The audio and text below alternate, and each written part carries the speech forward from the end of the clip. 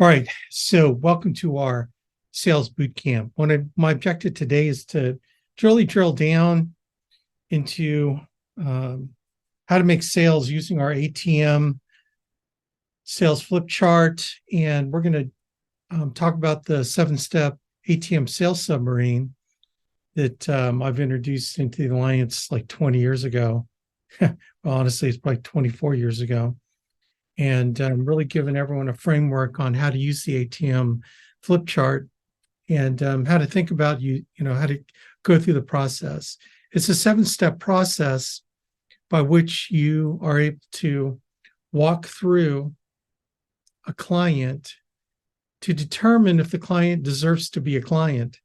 So it's really coming at it from a different mentality. Normally, people in sales think they got to convince a client to buy. When we go into it using our system, they have to convince us to stay to help them. Okay. And it's a different way of thinking. And it goes into how you ask the questions and, what you are able to accomplish with the idea of helping a client, but only if they deserve your time. Okay. And it's really kind of a radical concept when you think about other sales systems out there. And all this is based on the Sandler sales system. So I'm a President's Club member of the Sandler sales system.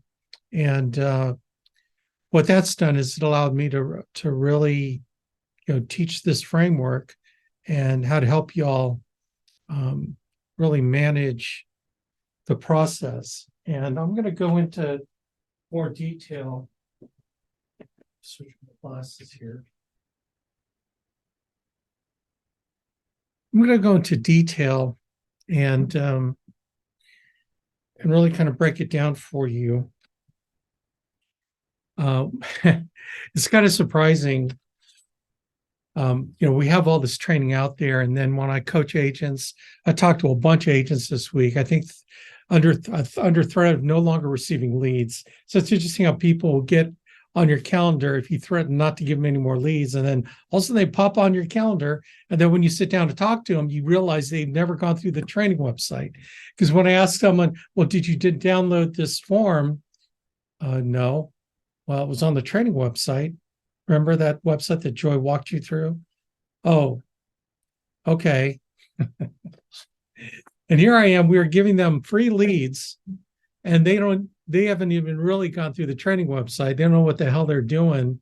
I'm going, man, what am I doing giving free leads to people? And we've spent almost $5,000 a week on leads out of my pocket, and people still receive them, and people still don't return sales on them. So what we're going to do is we're only going to probably keep people on free leads for a couple months.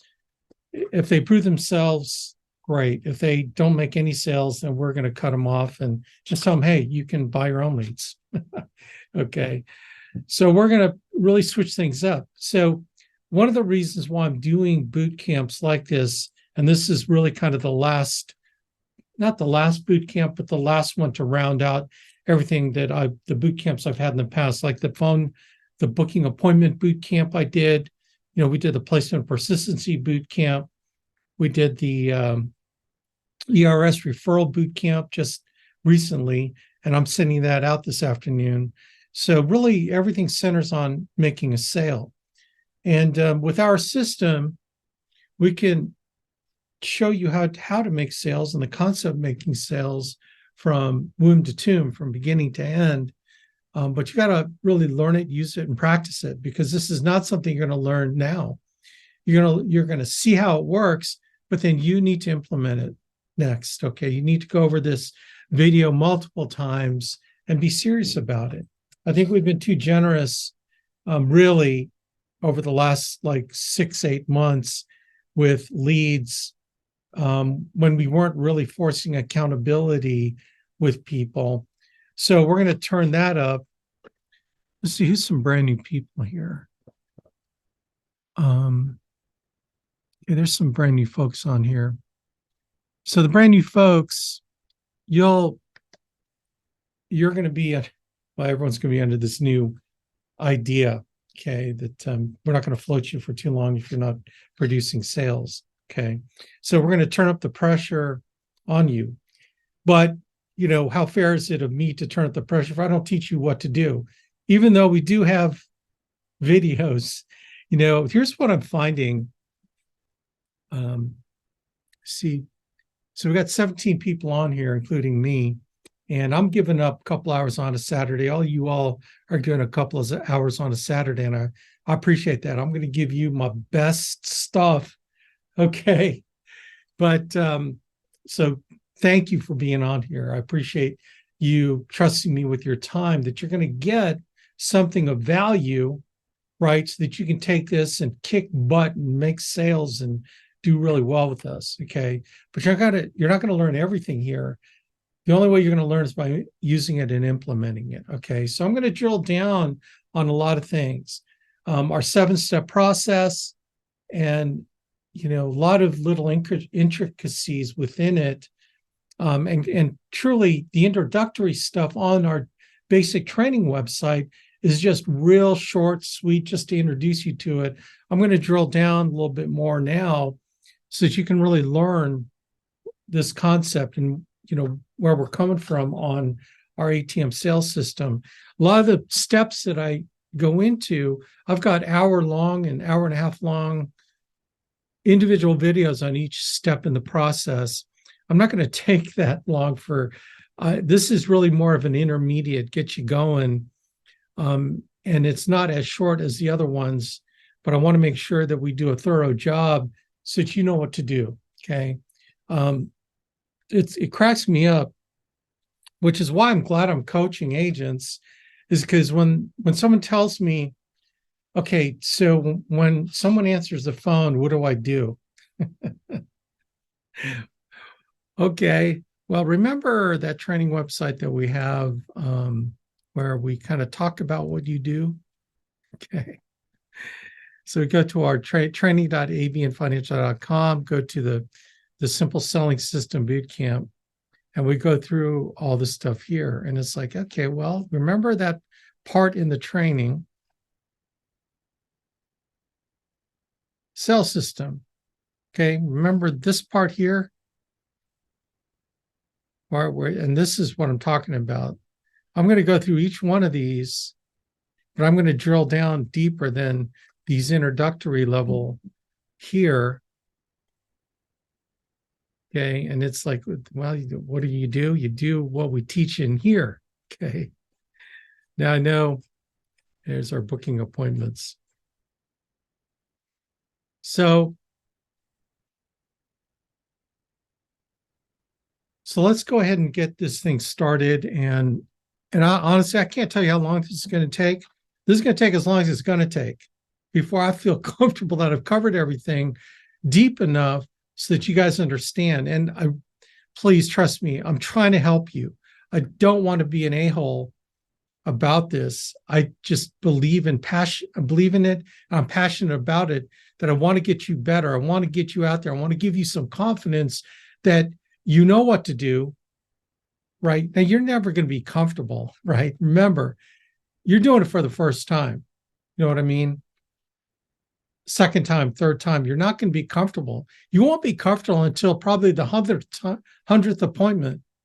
Okay, so let's get that out of the way right now. You're not going to feel comfortable until you've done your 100th appointment. But hopefully you've hung in long enough that you'll do that 100th appointment because you're making money along the way. Okay.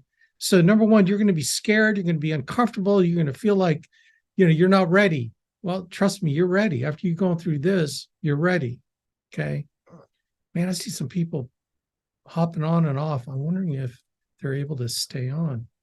It's crazy. So you're not going to be comfortable, but what you need to do is make the commitment that you're not going to quit. Okay. That you're going to be on here on calls like this. You're not going to quit. You're going to implement everything that we're teaching. Okay. And man, when an agent makes an effort, man, I'm all about it. I will keep giving them leads. If I see her making an effort, they're going out there pounding the phone, they're getting in front of people, they're not getting success right away, I will support them. I will feed them. I will do everything I can to help them make money. Okay. because I feel like they're making a concerted effort, and that's all I care about, right? So let's go ahead and get started. I'm going to share my screen and introduce this concept for you. And like I said, I am not going to be worried really about time, because I'm going to take whatever time it's going to take, right? And you should want me to take as much time as it requires, because we're talking about you.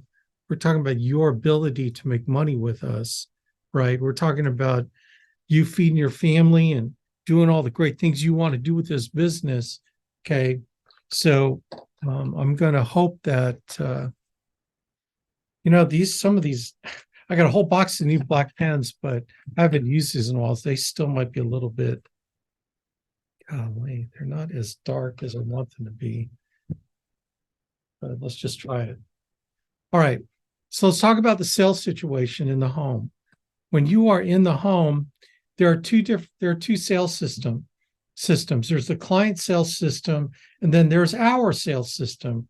Okay. So and I'm going to talk from the standpoint, these are all like that. I'm going to talk from the standpoint of in-home sales, but this will translate to telesales.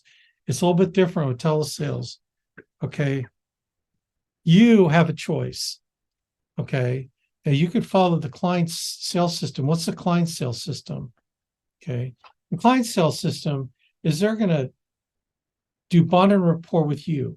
They're going to make you feel welcome. You're going to go to their house. They're going to make you like, oh, Alex, we're so glad you're here. They're going to be there. Would you like some water? Why don't you come sit down at the table? And you're like thinking, wow, this is cool. Yeah, that's where I need to go. So you sit down at the table and, so we're very excited you're here. We really need this. Okay. So they're going to tell you how much they need it. They're going to convince you that they need it and they're going to do something. They really need this thing, this policy. Okay. You're thinking, man, I don't have to establish the need. They already want it. And so they're going to tell you they need it. And man, we just really want to know, what we're going to be paying for this. So they're assumptively closing you because they're telling you everything you want to hear as a salesperson, right? That everything you want to hear that will make the job easier for you. Because all you're thinking about is, oh, this is a lay down, right? So what they're going to do is they're going to convince you, and I'm going to say it like this: give up your rates. So what they did was they fooled you into giving them your three options because you don't think you had to do anything. They want it anyway. We're going to write it up, right? You give them three options. Okay. And then this is where they make a decision. Their decision is think about it. They're going to do the Tybo thing on you. Think about it. They're going to think about it on you. And they're going to be so nice about it. You're going to give them the rights again. Alex, Martha and I, we really need to think this over. This is just such a decision for us, but we want you to know that you are the best salesperson that has ever come into our house. You've been very informative. You've been really nice. Here's a bottle of water on your way home. Okay. Thank you for spending time in our house. By the way, do you have some cards that we can give your cards out at church? And we'll tell you how great a salesperson. We are going to do this. And when we do this, you will be the first person we call. And you're thinking, what the heck happened? And then you walk away a loser, right? Because they sold you. And you find someone that sold you on this, I want you to give me their names because I'm going to call them up because they're a better salesperson than you are. You suck compared to them because what they did was you followed their sales process was to steal your rates and then give you a think about it. And then they shop your butt to some other agent, right? Or their State Farm agent or whatever. Okay. They just sucked you in. How many of y'all, raise your hand in your own mind, have followed the client sales system where at the end it was a think about it? I know everybody has, right? You wouldn't be human if you didn't. That's how it is, man. It's how it is. So, by the way, I don't really have the chat box up. So let me see if I can pull it up. Okay, got my chat box. Okay, so if you guys have questions and stuff, I am actually monitoring it.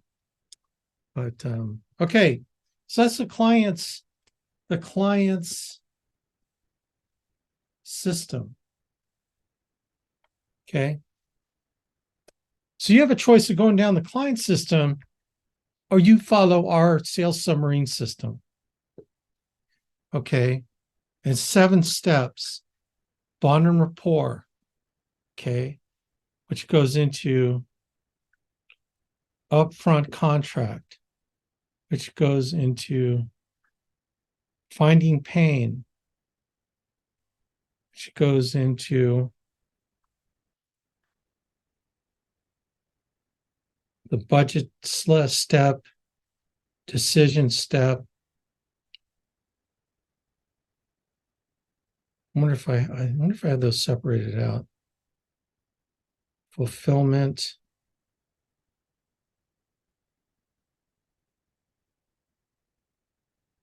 And then post-sale. Yes, I did budget are 2 separate. I kind of lump them together.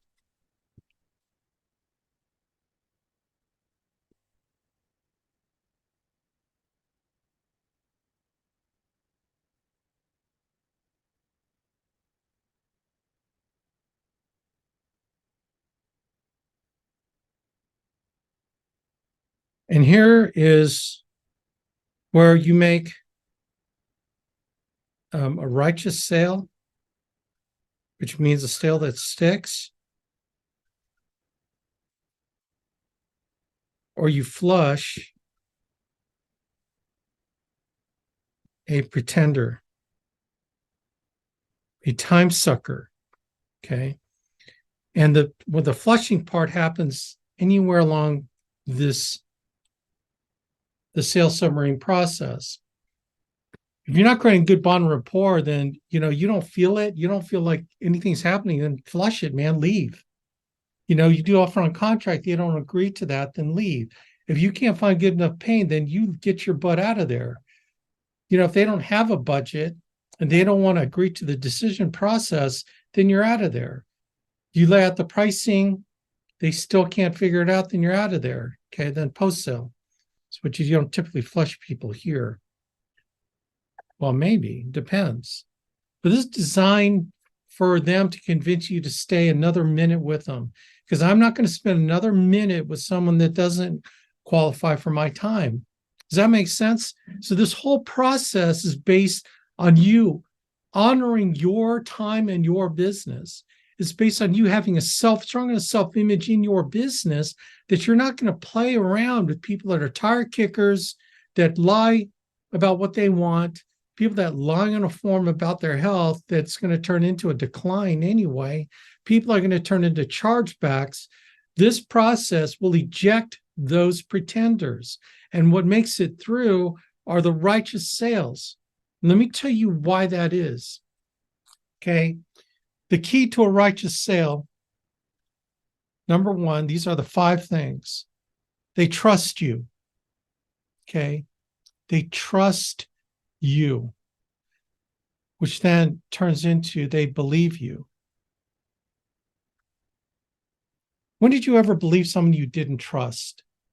You only believe people that you trust, right? So you create trust through bond rapport and the upfront contract.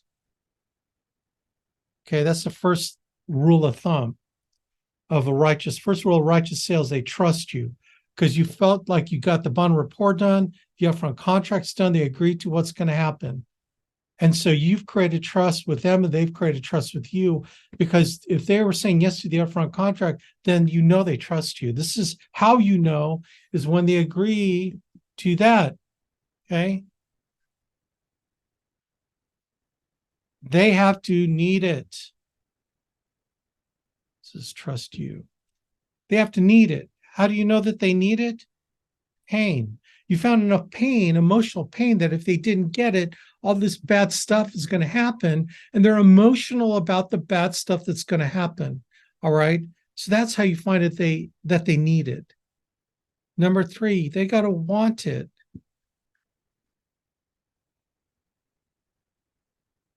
They got to want it.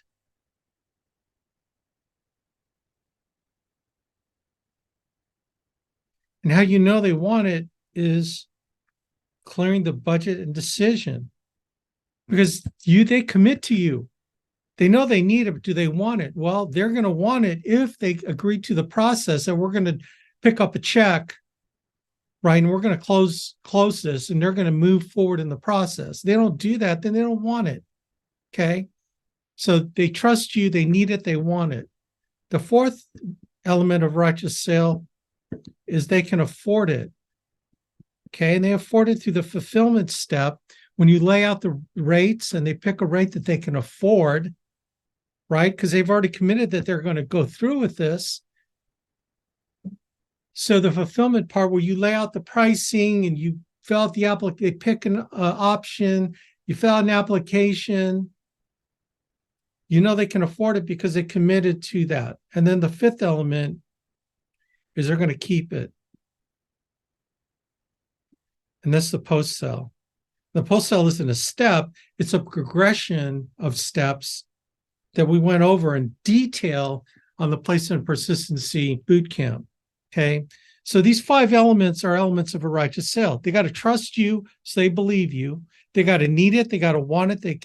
They got to be able to afford it. And they have the intention of keeping it. That's how you have the 5 elements of a righteous sale. If you ever in your career history don't close someone, it's because one of these 5 things. Okay. Now let's define closing someone, taking care of someone. Out of 10 people you sit down with, okay, you're going to have laydowns. You're going to get 3 people. Once you get, mediocre at this, okay,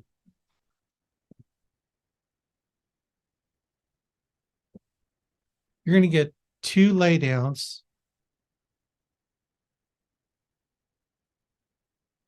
Right? You get 2 laydowns, people that just, no matter what you say they're going to buy, then you're going to get 2, won't close. No matter what you do or you're saying, they don't need to be your clients. Okay. When you're actually on sits, when you're sitting down with people. Okay. So then you have 6. These 6 are in the balance. Okay. These 6 are what determines you staying in the business because you're mega profitable, or you getting out of the business because you can't close these 6.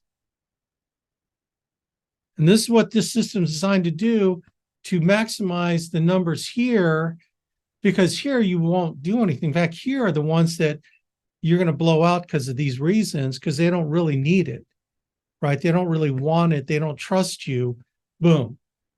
Unless you're a jerk, unless you're stupid, unless you don't read books and learn how to become better at personal relationships. Okay, this part could be on you too. Like, you suck and you're going to lose those people at creating trust with people. This is what hangs in the balance. Okay, am I making myself clear? This is what this process is designed to do, is to maximize this. So you're going to have 2 laydowns. You're going to have 2 that will never close with you. But this is what you're fighting for. This is how you get better and better. Now, the averages are out of 10, you're going to close half sit downs. Okay. Now, telesales, out of 10 telesale appointments, you're probably only going to close 2. No matter how good you are, out of 10 appointments, you should close 1 or 2. The closing rates on telesales suck because it's telesales. You don't have the advantage of creating that personal juju with somebody. Okay. but you still can close. It just takes a lot more follow-up. You are going to grind way more to make sales in telesales than you are with in-home appointments. Everyone says, but Alex, I don't have to drive and put gas in my car. I know you don't have to. That just makes it so much easier, right? Trust me, you trade off something for something.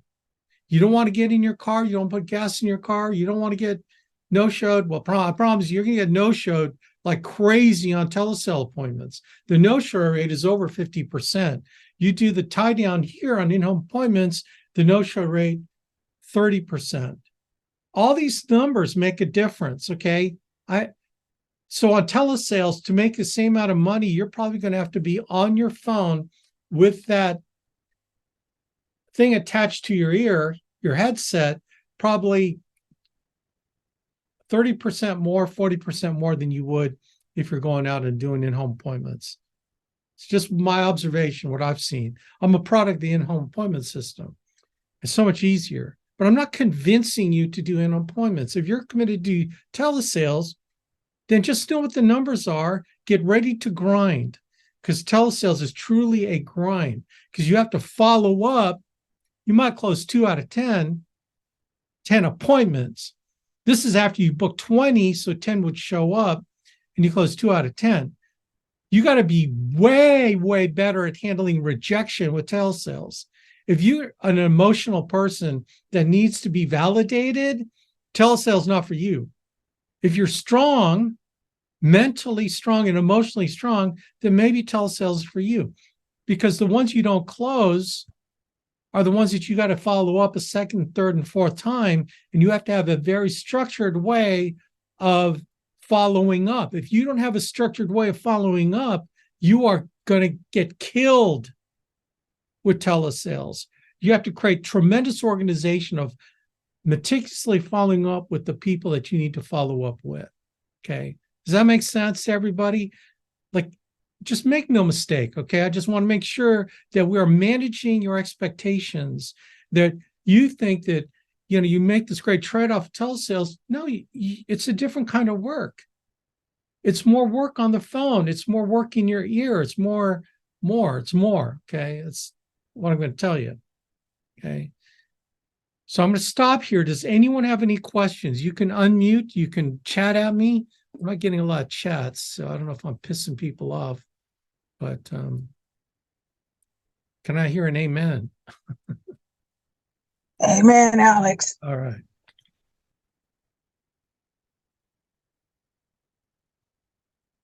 So this is the basis of the standard sales system. We call it the ATM submarine. Okay. Okay, so why do we call it a submarine? Because it's this building block concept. I'm going to draw it out as a submarine. So I want you to understand the philosophy and basics of the system and process. Okay. Now here's the thing. Look, gang. Look, I know that you can only handle what your butt can handle, as far as, and I don't know if I'm going to structure any breaks in this or not. Like, if you start zoning out, that's okay, because you could watch this video back. Okay. And I'll cut it up in pieces maybe, so you don't have to sit through the whole 2-hour thing, or I don't know if this is going to take 3 hours or 4. I don't care. Like I said, I need to convey this to you because it's important for me to teach you something that's going to make a difference for you. Okay. And I think in the sales process, you're actually sitting down in front of people, that you need this stuff, man, and you need to study it, and you need to write it down. You need to go after it like everything in you if you really want to make this business work for you, like it's worked for me tremendously. And I've made a lot of money in it because I've done it and I've taught it, and I've taught it this way forever. If you ever watch any of my videos on my YouTube channel, you go back to when I was in my other office, when I was much younger looking, okay, my hair stood higher and spikier, and it's still the same stuff I've been teaching freaking forever, okay? So that's why I'm urging you, learn this. Don't blow this off. Don't skip over the videos. Go over it because it tells me you're serious. I was serious. I want to learn everything that I could do in this business. I hope you are, Okay, it's an attitude mindset thing. I'll only know a certain percentage of you will be, okay? But I'm going to give it, I'm going to pretend like you give it, like you care, okay? I promise myself I'm not going to cuss. I'm not going to swear. I'm going to watch my tongue, okay? Anyway. All right. So let's talk about the sales summary and why we call it a sales summary, okay? So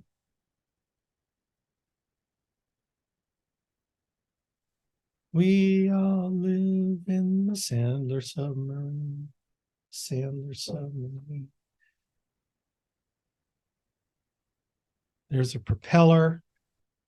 We need a periscope, don't we? We all live. Okay. So that's the Sandler submarine. So let's break out those compartments again. Bond and rapport. Upfront contract. And I'll explain why I'm using Sandler terminology because I think it's important to use the same terminology as the Sandler sales system. Again, I'm a President's Club member. Okay. It's like hair club for men. Anyway, I paid like 10 grand to be in President's Club, which means I'm a member of the Sandler President's Club for the rest of my life. It's a lifetime membership. And I've made multiples of money because of the system. So I've been grateful for it.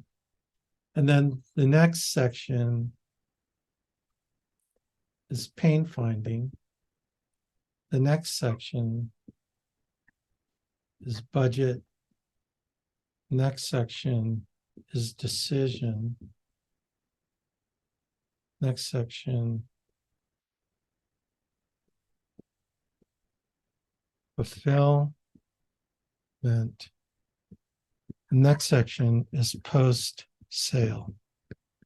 Okay. 7 steps in the Sandler system. So why do we segment it into submarine? What is it about a submarine? Well, submarine has compartments that can be closed off right from each other so that when you spin that little dial thing on a hatch, each one's watertight. In other words, if you took a hit in this section, you can close it off so it fills with water, but you're still you're still able to survive because the other compartments aren't going to be flooded because you close this compartment off.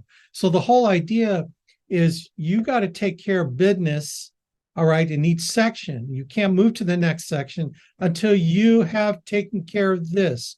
It is a foundational system based on doing every step correctly. And if you don't finish a step right, then your choice is to get the heck out of there, leave. Because no matter what you do, you're not going to, everything's built on sand if you don't do the foundational pieces. And as I mentioned, the foundational pieces of this are these 3 pieces. This is where things happen or don't happen. And the reason why most people don't close a sale is bond rapport and pain finding. That's the biggest reason why people don't close. Bond rapport and pain finding. That's why you need to spend most of your time with bond rapport and pain finding. And even in telesales, you got to spend a little bit more time. Telesales, you're compacting everything in a little tiny sub, okay? You're doing everything in a little tiny sub because you only have so much time that someone can be on the phone with you. And there's a little bit of hinky-jinky stuff that you're getting through right away, okay? I don't know if I don't want to confuse you. So maybe I'll talk about telesales at the end. Okay, that's probably what I'll do. I'm going to go at this in-home appointment mindset. And then at the end, I'll show how we modify it for telesales. Okay, is everyone good with that? I'm just, because if I try to straddle the fence, it's going to be confusing for both people. So we're going to work at this, first of all, as in-home appointments. Okay. So you got to make sure that Juju's good on bond rapport before you go into a upfront contract. If you don't, and by the way, bond rapport really is kind of an underlying part of the submarine. So let me kind of draw it like this because I think this is probably a little more accurate because bond rapport really spills over to the rest of the submarine, okay? But you got to get a majority of it, let's say 80% of bond rapport is done, in the compartment, and then the 20% of bond and rapport happens through the rest of it. Okay, because you're constantly creating a relationship with the client. You're constantly making them feel like they can trust you. You're constantly joking with them and getting to know them, and they're getting to know you. Okay, so you got to get 80% of that feeling. Alex, what's it feel like at 80%, dude?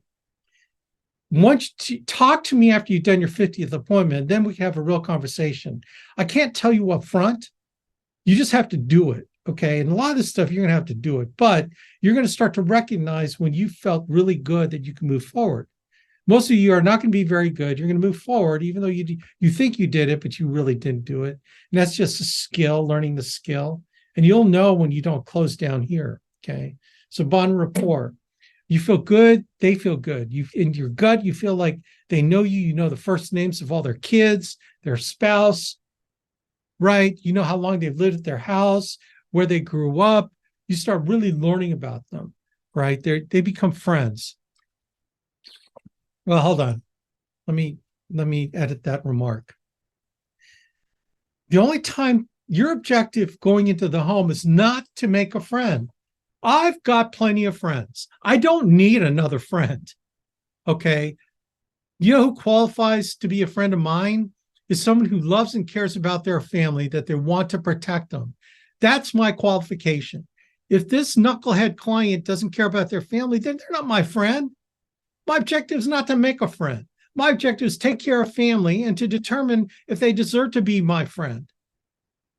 Does that make sense? I have people like tell me all the time, well, I'm just going there, make a friend. I'm going to make a friend. Dude, I got too many friends. I don't want another one. I only want someone who loves and cares about their family. Okay. Does that make sense? I know a little hardcore, but you know what? You run thousands of appointments like I have, and you will know what I'm talking about. Okay. And I love my clients. My clients have watched my kids grow up. Okay. Anyway, the objective is not to make a friend. The objective is to determine if this one deserves to be your friend. Bond rapport. You know them, they know you, they feel good about you. You feel like there's good trust juju going on. Okay. So then that allows you to go into the upfront contract. And I'm going to go into detail with these, but I want you to know upfront contract will then determine if you did the bond rapport right, because they agree to what's going to happen throughout the rest of the process, but they agree that they can shut it down anytime. Okay. This is where you put the control in their hands, although you're in control because you ask questions. And then this allows you, when they've agreed to what's going to happen for the rest of your appointment, then you get to move into pain. And this is when you find out what their emotional pain is. If they don't have pain, they don't have a reason why they want to take care of this, then you are out of there. You eject yourself from the process because there isn't enough pain there. They don't care enough about their family, or they're totally covered. They don't need one more dollar of life insurance. And you're going to run into clients that don't need another dollar of life insurance. However, they could use some hospital indemnity. They could use some disability. They could use other things that we're offering them, right? Like estate planning or, tax advantage retirement systems. There are other things that we can do, but if there's no pain, then you're out of there. Okay. But you drill down and you're good at pain finding questions, which you will be. You get enough pain and you can feel it, they can feel it, then you're allowed to move into the budget step. And as I mentioned, the budget is making them feel comfortable that your job is to fit it in their budget. And if you can finagle out of them what kind of budget we're looking at, great, then we got something to work with, right? And the better you are at pain finding, the higher their budget in their mind goes up. Okay. Hey, Alex, could I ask you something on that topic? Sure. So I come across the people that don't really care about their families too much every now and then. Like yesterday, I had one. And how do you suggest seeing yourself out of that conversation? Yeah. Well, they didn't have enough pain or what? What was it specifically? So yesterday specifically, the guy was pretty much saying that he's just tired of arguing with his wife, so he's gonna ask his wife, and she makes all the decisions, et cetera, et cetera. And I was kind of like, oh, all right. Well, it didn't really seem like he gave a crap whether she got anything or not. Well, okay, so you sat down with just the husband, not the wife? No, this is just over the phone Oh, over the phone. because they were having they're selling their house, so their house is in shambles. So he prefers to do it over the phone, and it just didn't really seem like he gave a crap. He Well, was just this is where, you need to get both of them on the phone. If you can get both of them on a speakerphone, because there's nothing you can do if it's a one-legger, because they always are going to fall back on that. And you don't know who cares more. If she cares more and she makes all the financial decisions, like it sounds like, then she's the one that needs to be on the phone, and she's the one you need to ask, a majority of the questions to, right? right. And you don't know that because she wasn't on the phone. And so when someone gives you that excuse about, oh, we're remodeling a house in Chandler, you go, you know what? Why don't we meet at a McDonald's or something close by? You, me, and your wife. Let's just sit down, you know, and that amps it up. Like if they're serious about wanting to take care of it, then they're going to want to do that. And how you tie that kind of an appointment down is you go into more into why. So you want to take, why did you guys want this? Well, I want to make sure that blah, blah, blah. Okay, good. Well, listen, if you don't want me at your house, I don't have to be at your house. But you got a McDonald's close by. We can all sit down together. This only can take 15, 20 minutes. Okay. And if he agrees to it, then they were serious. Or they might say, well, look, you can just come on over. But what I do is I talk my way into the house, right? I sell going into their house. I go, hey, look, my house is a mess too. Look, I don't care about the house. Do you have like a flat surface, like a table that we can sit down at? That's all I need. A flat surface, just a little bit so I can set up my laptop, and then a couple chairs, two for you, one for me. Like, can we just do that? And I'll ignore everything in your house. Is that cool? Only take 15, 20 minutes. They have me coming out to your area, between 3 and 5 p.m. or 6 and 8 p.m., which is better for you. Yeah. Right. So I try to talk my way in. Look, Yeah. I am going to stack the deck in my favor. I'm going to stack the deck in my favor by being inside their house and sitting down with both husband and wife. If I can make that happen, my chances of taking care of them go infinitely higher. Like, for example, if I can do that, I got an 80% chance of closing. If I'm not able to do that, if I can get them into a McDonald's, then it goes down to maybe 70%. If it's only one person, it goes down to like 20%. And Right. you know what I'm saying? Because that one person can always rely on, well, I got to ask my wife. And you can trust me, even if he says you close him on an appointment, just him, he goes, well, I make all the decisions. He adjusts his bill. I make all the decisions in my family. Whatever I say goes. My wife will do what I think is right for the family. So why don't you come? And we don't need to talk to her. And then he's sounding all like like he zips his pants in the front. And when you sit down with them and you get to the brass tacks, he suddenly shifts where he zips his pants on the side, and he happens to wear a skirt, and he's wimpy. And then he's got to, I got to talk to my wife. Okay, does that make sense? So don't get Yeah. sucked in by clients. And this is a percentage thing. Like I might have one A say, well, Alex, I did a one-legger and I close it. Okay, dude, do that every time. You come back to me 10 years from now, tell me how many you didn't close because you thought that one exception was the rule. See, the problem with agents, dude, is they always think the exception can be the rule. It's like, okay, if you want to be broke the rest of your life, I've made 8 figures in this business by teaching these principles. But look, if you know better than me, go ahead and do it. Let that exception be the rule for you, and you can be broke. You can blow out of this business and be broke doing something else, right? Okay, so does that make sense? Yeah. Yeah, makes Okay. perfect sense. Yeah, so that's a good question. Um, Totally lost my train of thought. Where was I? Or on the pain finding. Okay. So if the pain is good enough, you feel good that it got to an emotional reason. Again, I'm not teaching that right now, but I'm telling you the concept of the submarine. You get that done, then you're allowed to go to the budget step. And then with the budget step, you clear the idea that we're going to fit it in their budget. And if you can get what their costs, what their cost level is, okay, then the budget step is done. Then you move to the decision step. Decision step is where the closing happens. It doesn't happen here. It doesn't happen. It's decision. And you tell them what the decision process is. If they say, no, that doesn't work for us, then you get out of there. You say, well, so if you want to know how to get out of there, I'd say, you know what? Let me ask a question, Joe. When you and Mary are serious about wanting to take care of your family, then I'll be serious too. So here's my card. I'm going to bow out, and you guys have a great rest of the day. And I'm out of there. But they're going to, well, aren't you going to give us the rates and tell us how much? It's like, Joe, Mary, if it was $1 a month, you wouldn't get it because I don't believe that you really want it.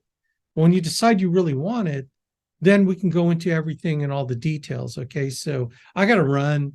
I'm out of there. I'm not letting them beg me to stay because they're not going to want to take care of it. Okay. So we got the decision process, and the decision process is designed to freaking close the think about it. You do the decision process right, you will never get another think about it. You only get think about it's from liars. And I never want to work with a liar. Who wants to work with a liar? What's this say? Always want both. Significant others must deals fall through. Yeah. Decisions be, yeah, absolutely. I agree. Okay, once they agree to the decision process, remember the bond rapport is all underneath this. Fulfillment. Fulfillment is finding out their health situation, coming up with rates based on what you think they're going to qualify for. They pick the one they can afford, just like you made clear in the decision process. You do the electronic application, okay? And then once everything's done here, then you go into the post sale, and then the post sale will help you lock it down, okay? That's why it's a compartment type system. You can't move forward until you really nailed it. Now, when you run into an issue in any of these, chances are it's because you didn't do any bond rapport pain well. You might have to go back to pain. So everything you can like cycle through. Like the budget thing, they start coming up with excuses, then you go back to pain. Once you get the pain locked down even more, then you can move through budget. The decision, they're squirrely on the decision, you go back to pain, right? And then pain will allow you to move forward. Okay. Fulfillment, you can run into issues with fulfillment, even though they make clear the decision, then you got to go back to pain. You always go back to why they really wanted it. Okay. Because if you lock this down well enough, then you shouldn't have any problems downstream from there. But when you do, it's because you didn't do the pain well enough, or you didn't do bond rapport well enough. They don't trust you. And if you've gone down this far and haven't created trust, then yeah, I don't think you can win. Okay. But this is where you kind of go back. You have to go back and cycle through, and then you can move through the rest of it. Okay. So is everyone with me so far? This first hour went over the process. Do you want to do the client system or our system? And then this is the whole philosophy of the ATM submarine. Is everyone with me so far? Yes, Yes, sir. no? Yep. All right, cool. Let's get rocking and rolling. Let's take a look at the ATM.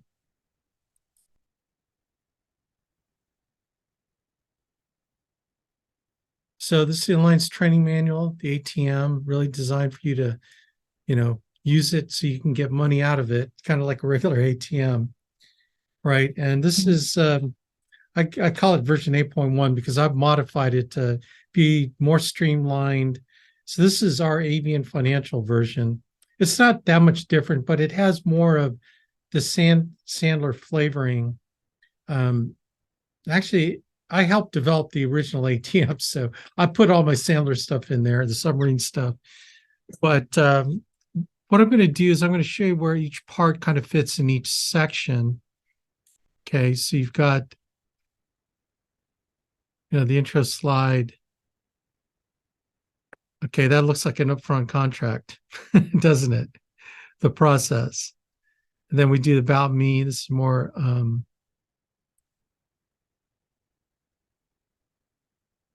is this important? Happens next. Okay, so this is really speeding through. As I go through, mentally, I'm thinking, okay. So bond rapport. Let's talk about bond rapport and the first step in the sales summary. So let me share.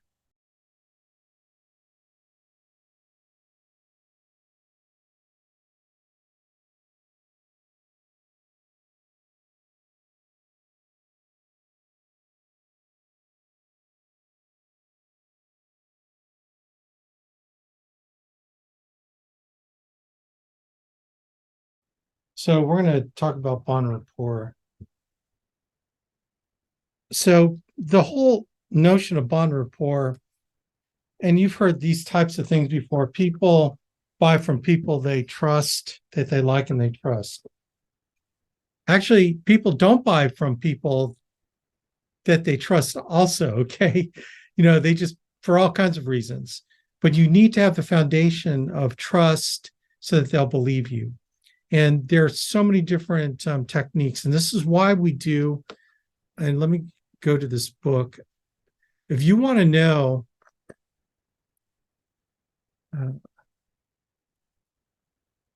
if you really want to know how to do bond and rapport properly, and you don't have to go through a long process of learning it through having like slugging it out, right? This will cut down your bond and rapport from 50 appointments down to like 2 appointments. Like you will learn bond and rapport quicker if you read these books, NLP, Sales Psychology Playbook. I had another one in there, but that one you can't order anymore, I don't think, which was a good one.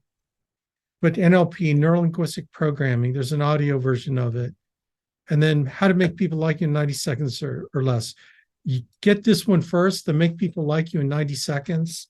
Get that one first, then follow with this NLP. They're both audible versions of it. This will help you become a bond rapport expert, okay? And like I said, I have very specific bond rapport. This is our regular training website.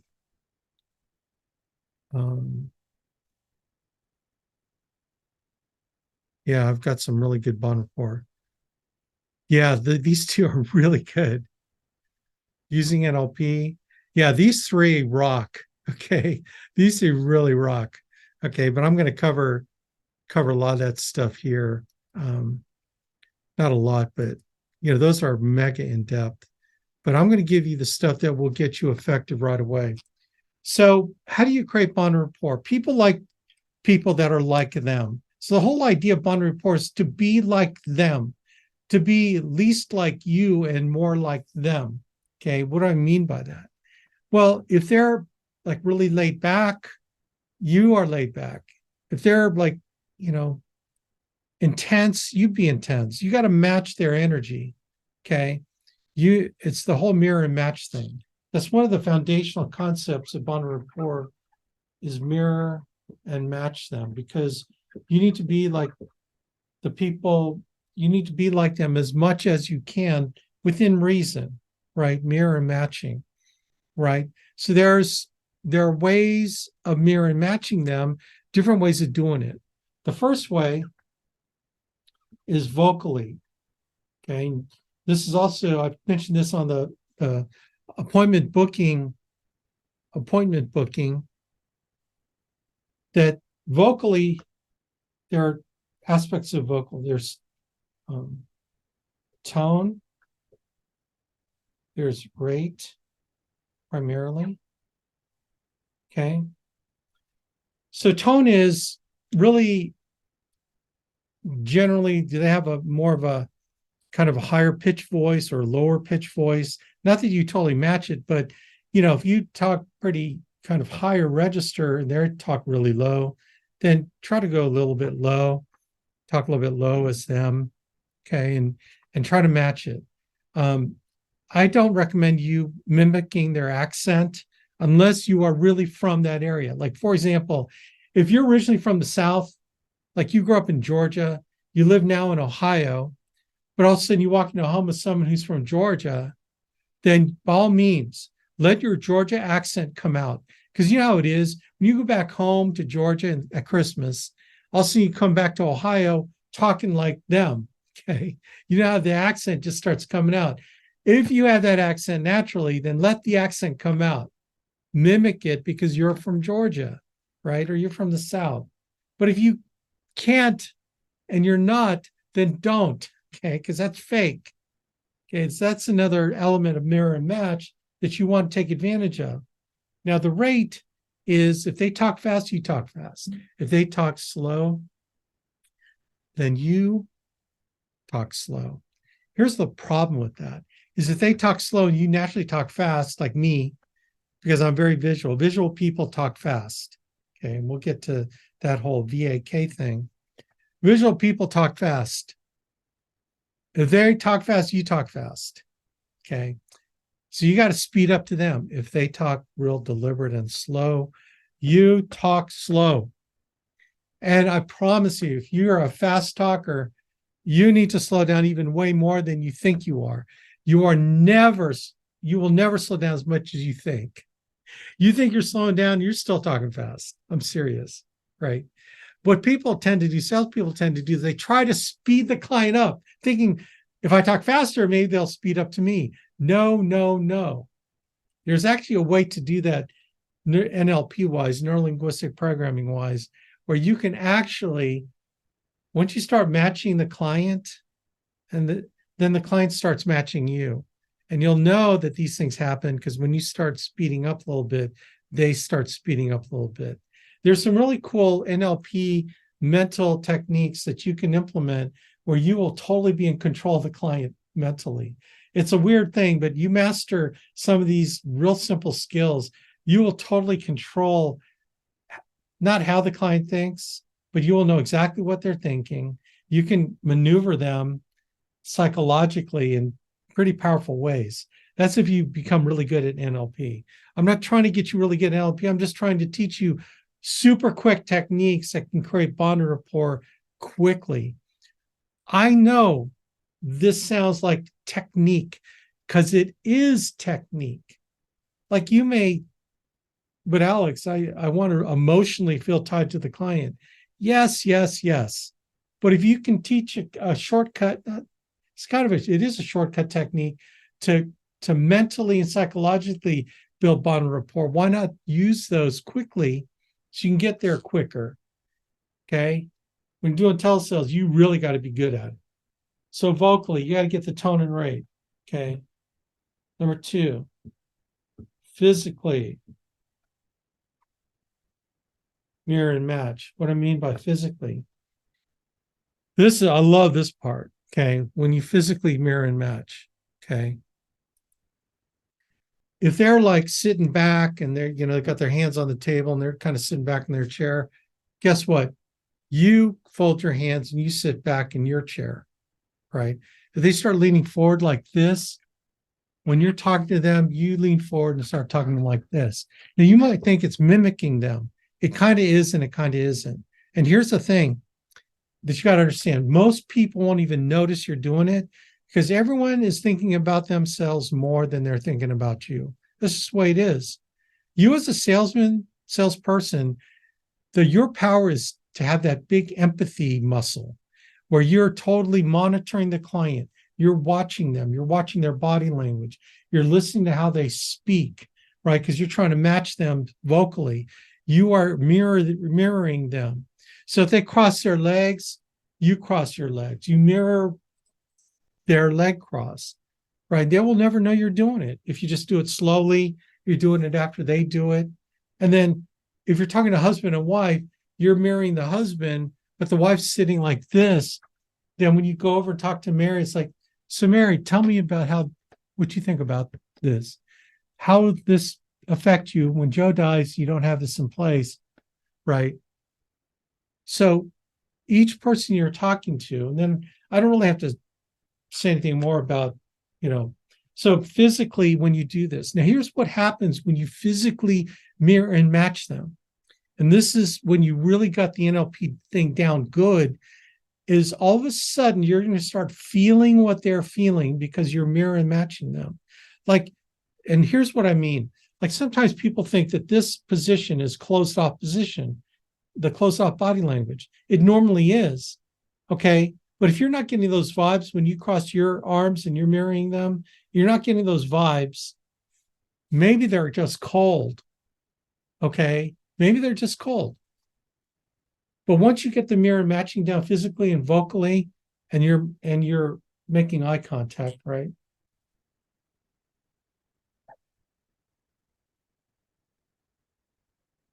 No one trusts someone whose their eyes are shifting around.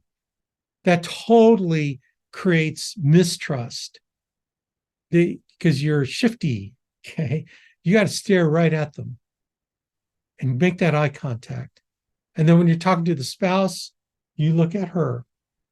I'm telling you what, especially men, don't automatically think that the husband is going to be the guy.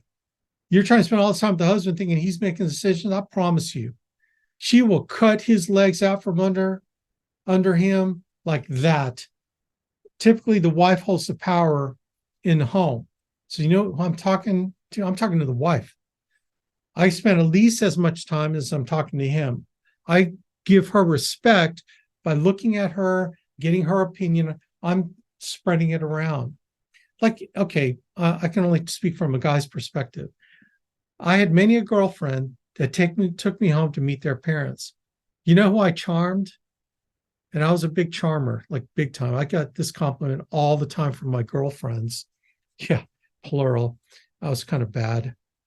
Yeah, I was really bad when I was in my 20s. You get to the point where I'd meet the parents, and I would suck up to the mother. By the time I was done, man, the mother loved me.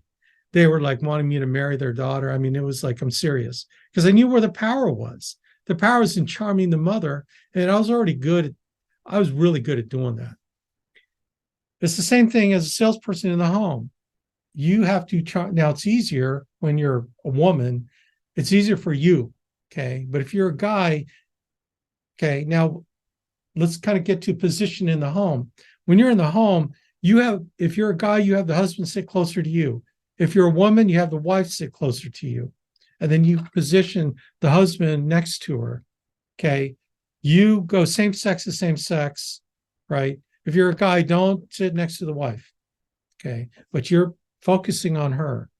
Does that make sense? It's so important because you got to honor both people. And if I had to lean one way, I would definitely lean towards the wife. So eye contact. Here's the other thing. Physical touch. Okay. When the husband's sitting next to you, or if you're a woman, the wife's sitting next to you, don't be afraid of slap him on the shoulder. It's like, you know how it is, Joe. You know how it is. Okay. There's some really cool NLP techniques called anchoring. Like when you're in jovial mode and things are going good, you anchor that feeling by, hey, Joe, you know what I'm saying. Boom, touch them on the shoulder. Every time you touch someone on the shoulder because they're happy, you're happy, you immediately bring that back. Anyway, I'm not going to go into that. That's some deep stuff. But man, I promise you, the closing rates this stuff I'm teaching you, your closing rates will go up to like 90%, I promise. Of the 6 I said in the middle, you'll close nearly all of them because of these bond rapport techniques. Like, I'm not kidding. These are so powerful. The NLP technique's so powerful. So you got eye contact, right? Number 4. Let me share screen. Alex, it seems so much. Yeah, it does. Like, do you want to close 90% of your sales or do you want to just close 10%? Okay. This is boot camp. Okay. You're going to learn stuff and you got to implement it. Names. The sweetest sound to someone's ears is the sound of their name. Right, Alan? Right, CJ? Right, Joey? The sweet sound of your name. So you use their names often. So, Joe, what do you think? CJ, what do you think about that, man? You use their names.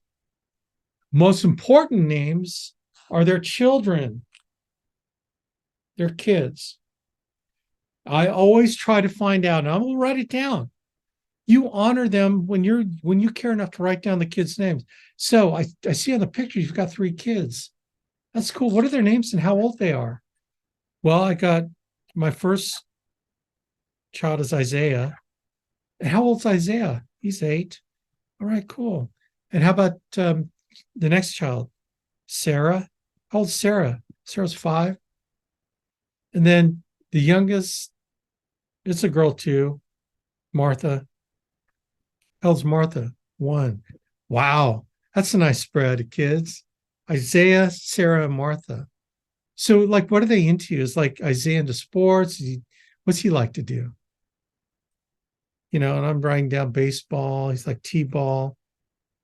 T-ball. Actually, 8. You're probably playing pitch ball. So how about Sarah? And then the youngest is Martha. What's Martha like being 1 year old? Is she taking the house over already?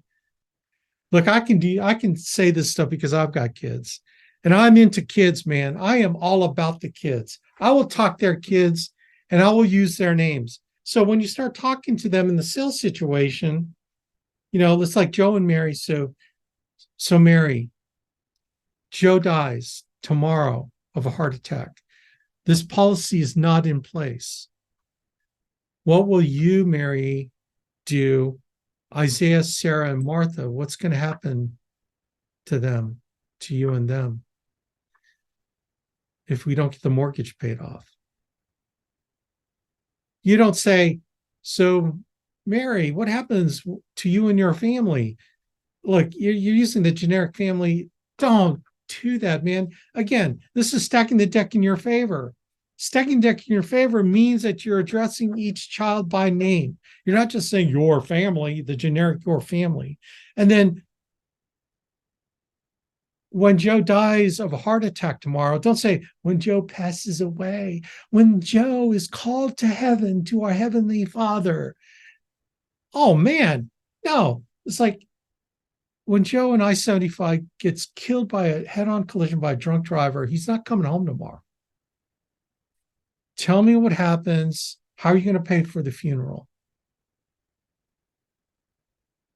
Like, seriously, don't mamby-pamby it. Don't be a wimp.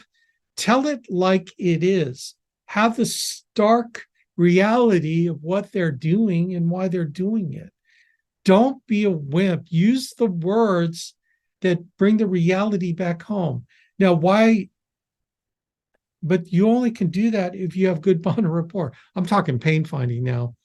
But you can move into that because you've created bond and rapport because you know their names. You know what the kids are into. You start having fun because you know that.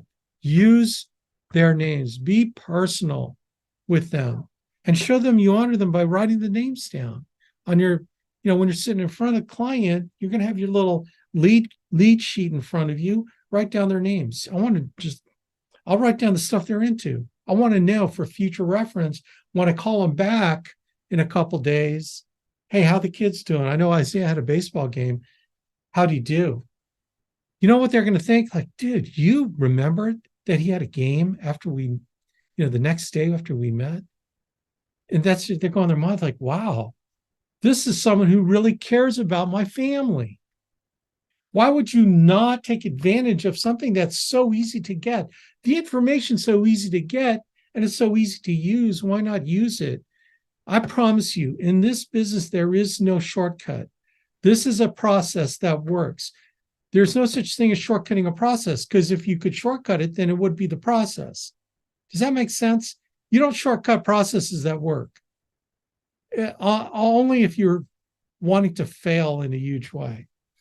So use names. You got the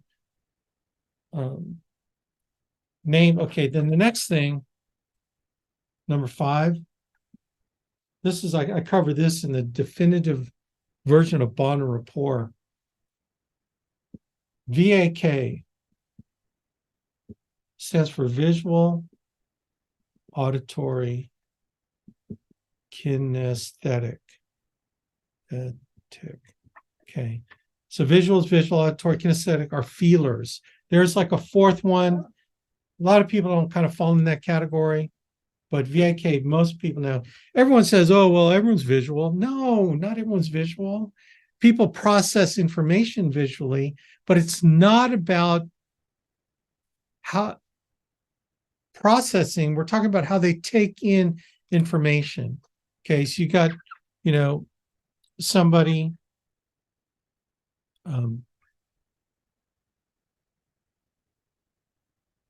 let's do a visual one.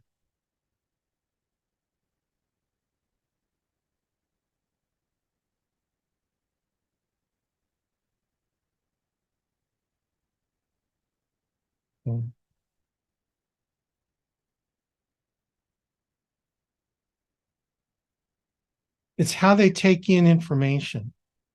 Okay. So some people process information visually. Some people take in information auditorily. I think that's a word. And then some people take information how they feel. Okay. So this is visual, auditory, kinesthetic. Okay. So how do we know how people are? There are two ways of knowing which way people are. It's the words they use and IQs. And I would really encourage you to look up NLP and this stuff on visual, auditory, kinesthetic, because you'll learn a lot. Okay. You'll learn a lot on it.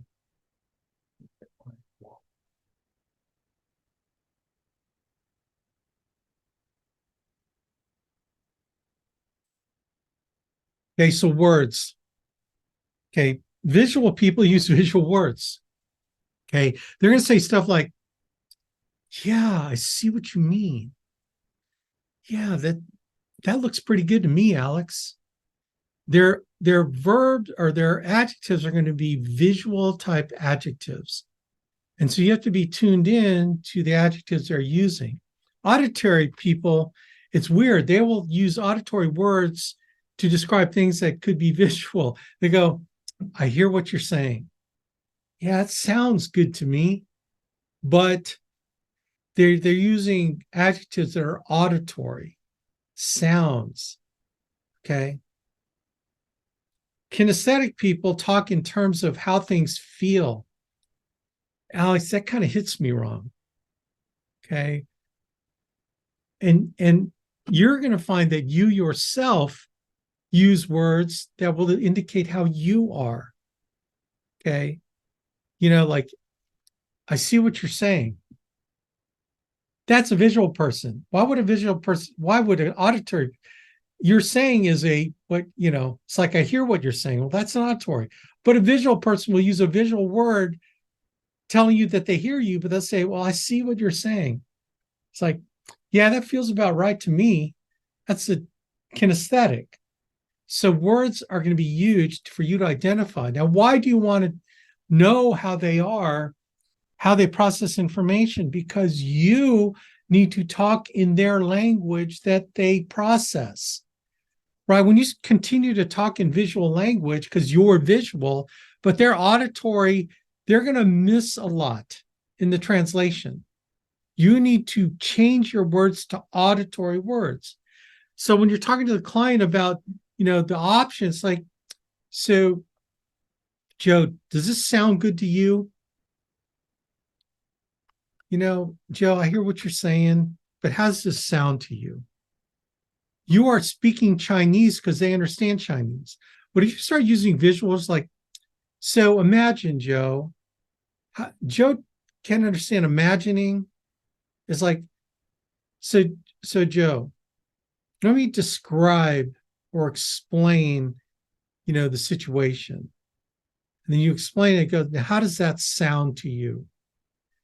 Right? You are talking on their level of how they're processing information. Your bond and rapport went up from 50% to 80% immediately because you're talking in their language, right? What's great about this powerful tool, NLP, is that if you use it, man, you will control them. Like, I am serious, you will control them. There are people that use NLP in nefarious ways, like how to pick up women. There are books on it, actually, on how the fast and easy way to pick up women using NLP techniques. Not that I've ever Googled those books, because I never had to use it. I know. Just kidding. Okay. But there are people that write books like that. That's how powerful this technique is. In fact, you become master practitioner. Like, there are two levels. You can spend a week becoming a practitioner, and then there's a master practitioner, which is another week. And, it's about 25 grand each. I've been close to signing up. I'm pretty good at this stuff anyway. And some of you guys might know how I coach you anyway. But you can really manipulate people to the point where if you become a master practitioner, you got to sign an ethics, like it's like a Hippocratic oath, except for being a practitioner, because you can really manipulate people in a not so good way. Okay. The reason why I say that is because this is a powerful technique. You're just learning a surface level that'll make you great at creating bond and rapport. So words will give an indication. So let's talk about IQs. IQs is another powerful way of identifying how they are. And the exercise I want for all of you is to find out who your closest people around you, which way they are, visual, auditory, kinesthetic. So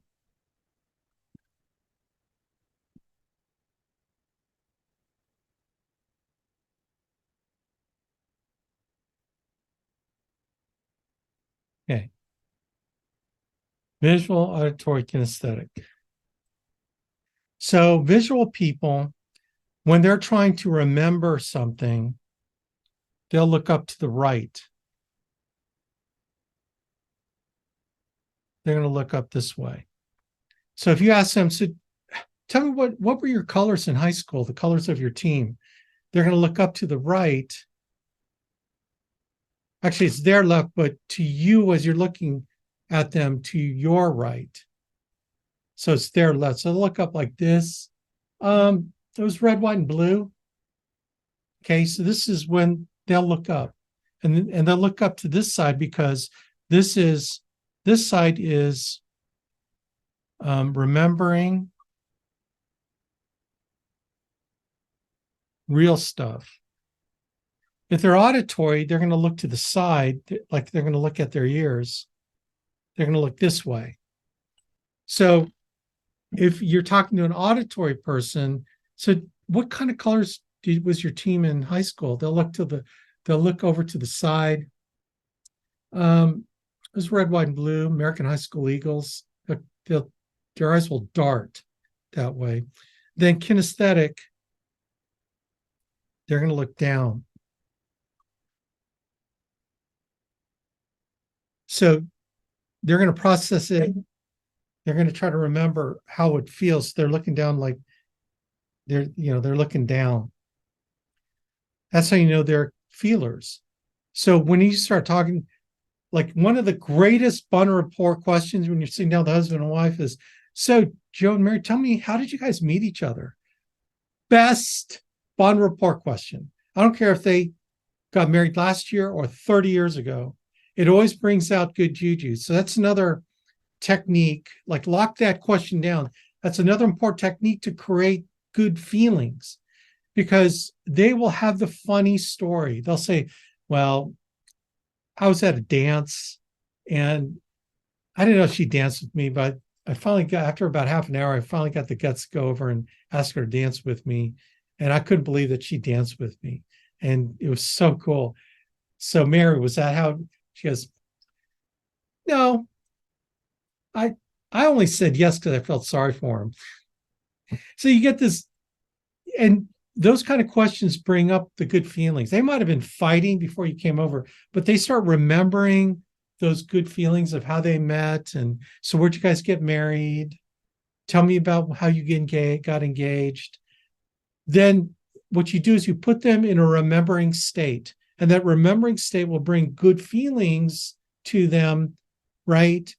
And that those good feelings will just continue to propagate. They'll remember why they love their spouse. They might be mad at them half an hour before you showed up, but then they'll remember, why they got married. Okay, so when you start asking that, now here's the other, this is only important if they're imagining something.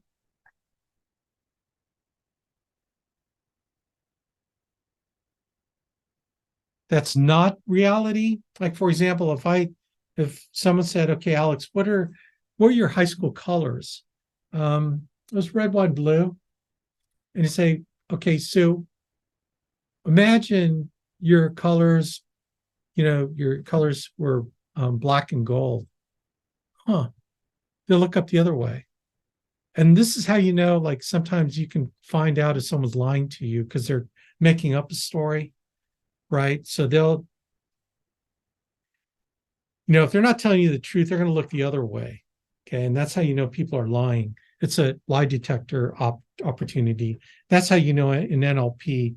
This is how I could know when my kids were not telling me the truth. Okay. It's a powerful technique. But just again, as far as bond rapport, when you're asking those remembering questions, watch where their eyes go. And you can do this with your spouse. When you say, honey, do you remember we met George?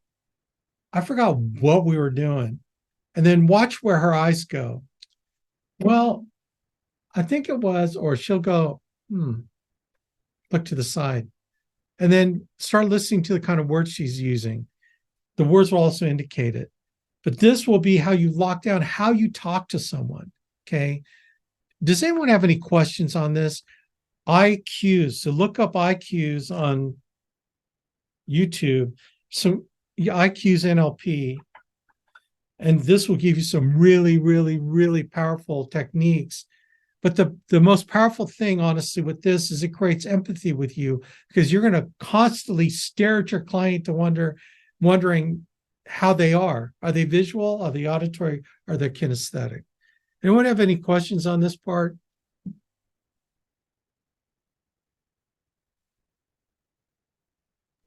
Hey, Alex, when you're at this stage of it and the bond report and just trying to read the person, how do you make sure you're not?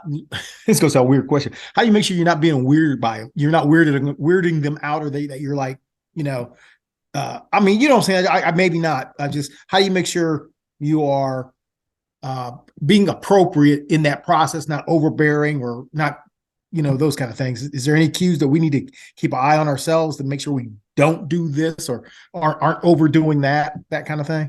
Is there anything like that? Actually, when you're doing NLP, when you're doing mirror matching, that's about the only place where you could, be overly demonstrative. But I promise you, man, even if you think you are, you're not, because you're not even close. There's a thing in NLP which is leading and pacing. This is where you got them. I've had guys I've taught this to in my videos that called me. I think Jake Krause, he calls me, this is many years ago, but he calls me, goes, dude, it works. I go, what do you mean it works? He goes, when we were doing it, and this is when I was teaching them on leading and pacing. So what happens is you start syncing with them on mirror matching and everything. They will start following you. And this is when you really got the rapport going. And he goes, yeah, so I was going to test how well, because the bond rapport just felt like it was really going good. And so what I did was I took a sip of my coffee, and the client did exactly the same thing that I was doing. They took a sip of their coffee exactly the same time. I'm going, dude, that's how this works. it's called leading and pacing. So you're pacing with them, you're mirror matching, you're talking to them, you got some really good juju going, and then you change it up by leading them. And when you lead them, they do what you're doing. And that's when you know you have got them on the palm of your hand. This is how you know you're going to close a sale, because they are totally bonding with you. They've totally bonded with you. They trust you. Anything you tell them to do, they're going to do. It's really awesome when you can kind of get to that point. But look, all I care about is you guys are aware of this. So when you're talking to your client, you hear what they're saying and how they're saying it. Does that make sense? If I just get everyone in my group to be more focused on how they're relating to the client, I promise all your closing rates are going to go through the roof.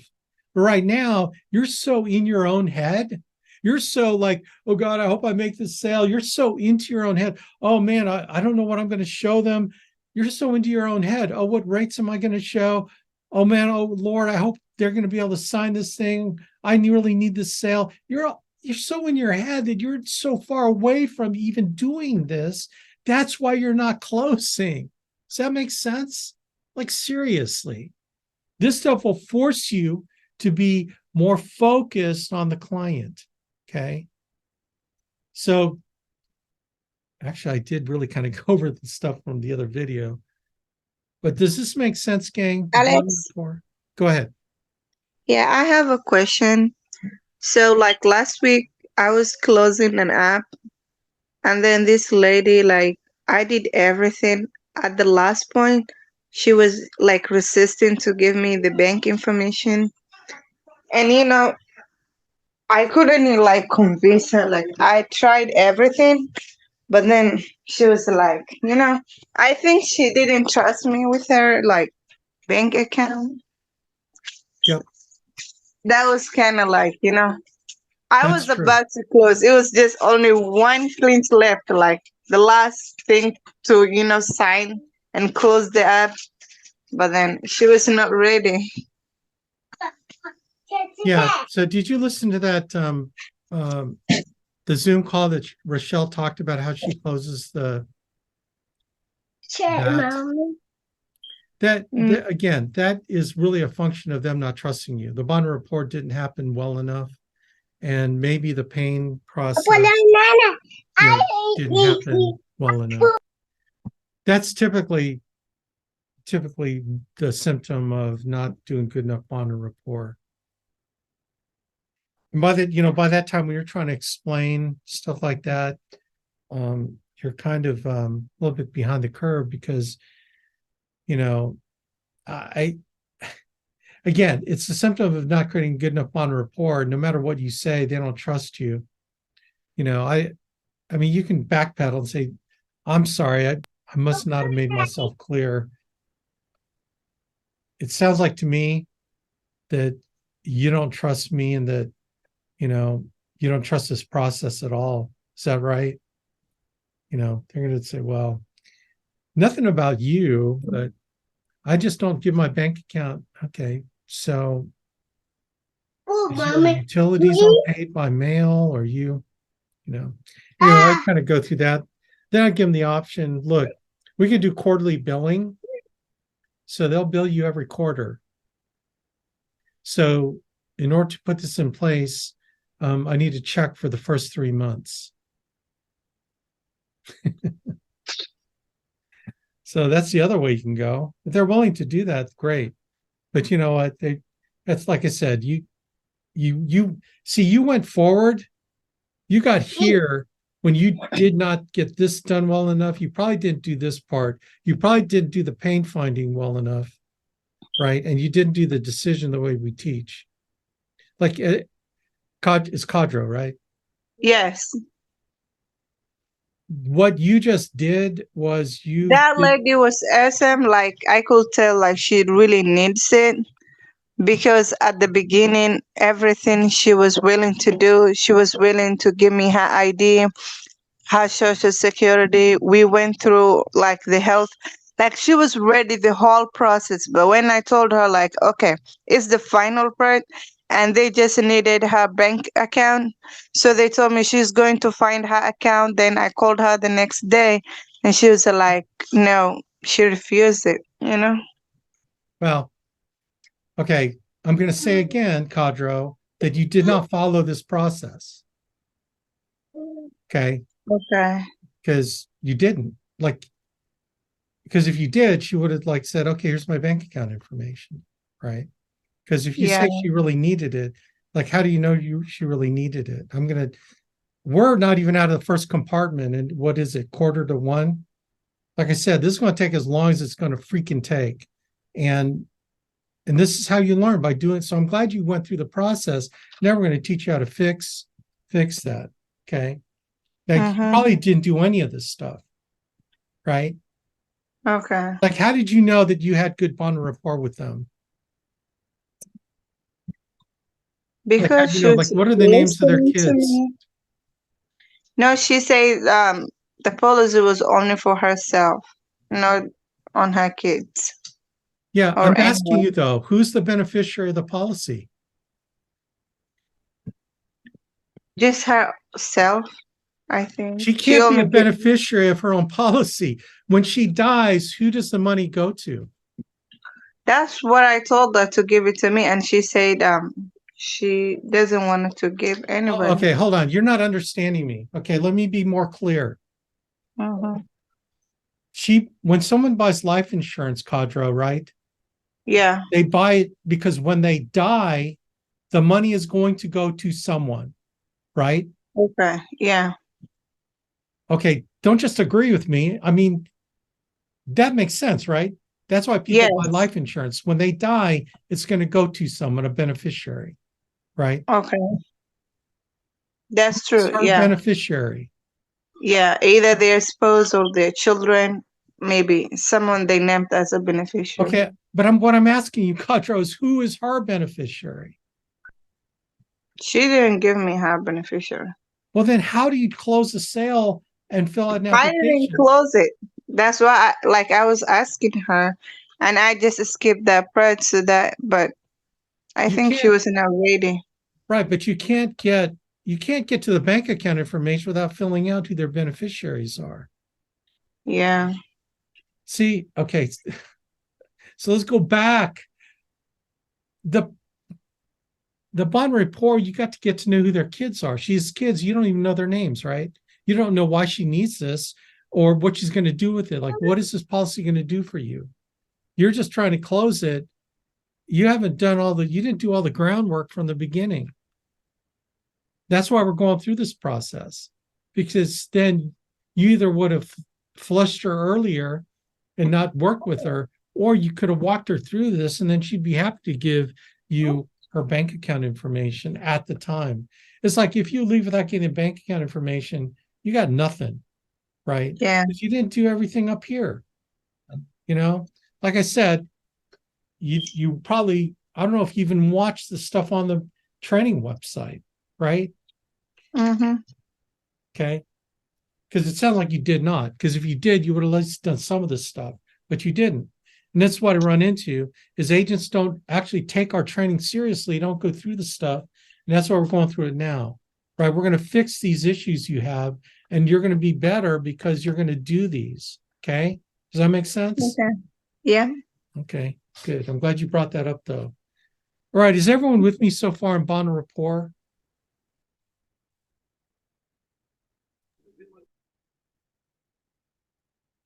Yes. Yeah. Okay. I will take silence as an affirmative.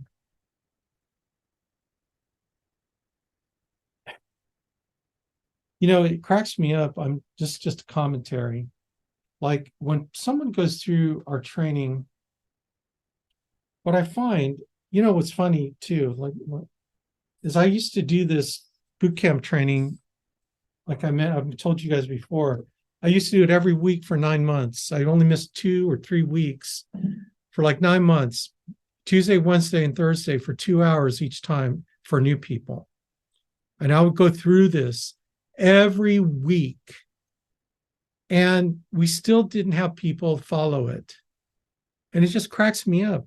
And I think it came down to the point where, there's the back of my head right there. No bald spot yet. it just comes down to, do you really want, are you serious about wanting to make this business your career? Because I find the people that are just going to try it and see if it's going to work, they typically don't go through my training. They blow off the videos. They blow off learning about the product. They just don't do it. And it's like, why are we giving them free leads? You know what I mean? Like, seriously, if they're not going to go through this stuff, they're just going to keep trying and keep trying and keep trying without learning how to get better. And then they don't even call me to get coaching. It's like, I'll tell you what, man, we are going to cut that off right now, man. We are not going to tolerate lack of caring. To me, it's caring about the client enough to learn this stuff. You care enough about the client to learn this stuff. And if you don't give a crap, then we should not give a crap about you. Does that make sense? Am I being too hardcore? Like you guys brought your, toes in this boot camp. I'm going to step all over them because I want to get you right. Does that make sense? No more being pussyfooting around where you're not making money. Does that make sense? I don't get a little hardcore. Okay, upfront contract. So the purpose of bond rapport is to create trust. The purpose of the upfront contract also is to create trust in the process and what we're going to do. Okay.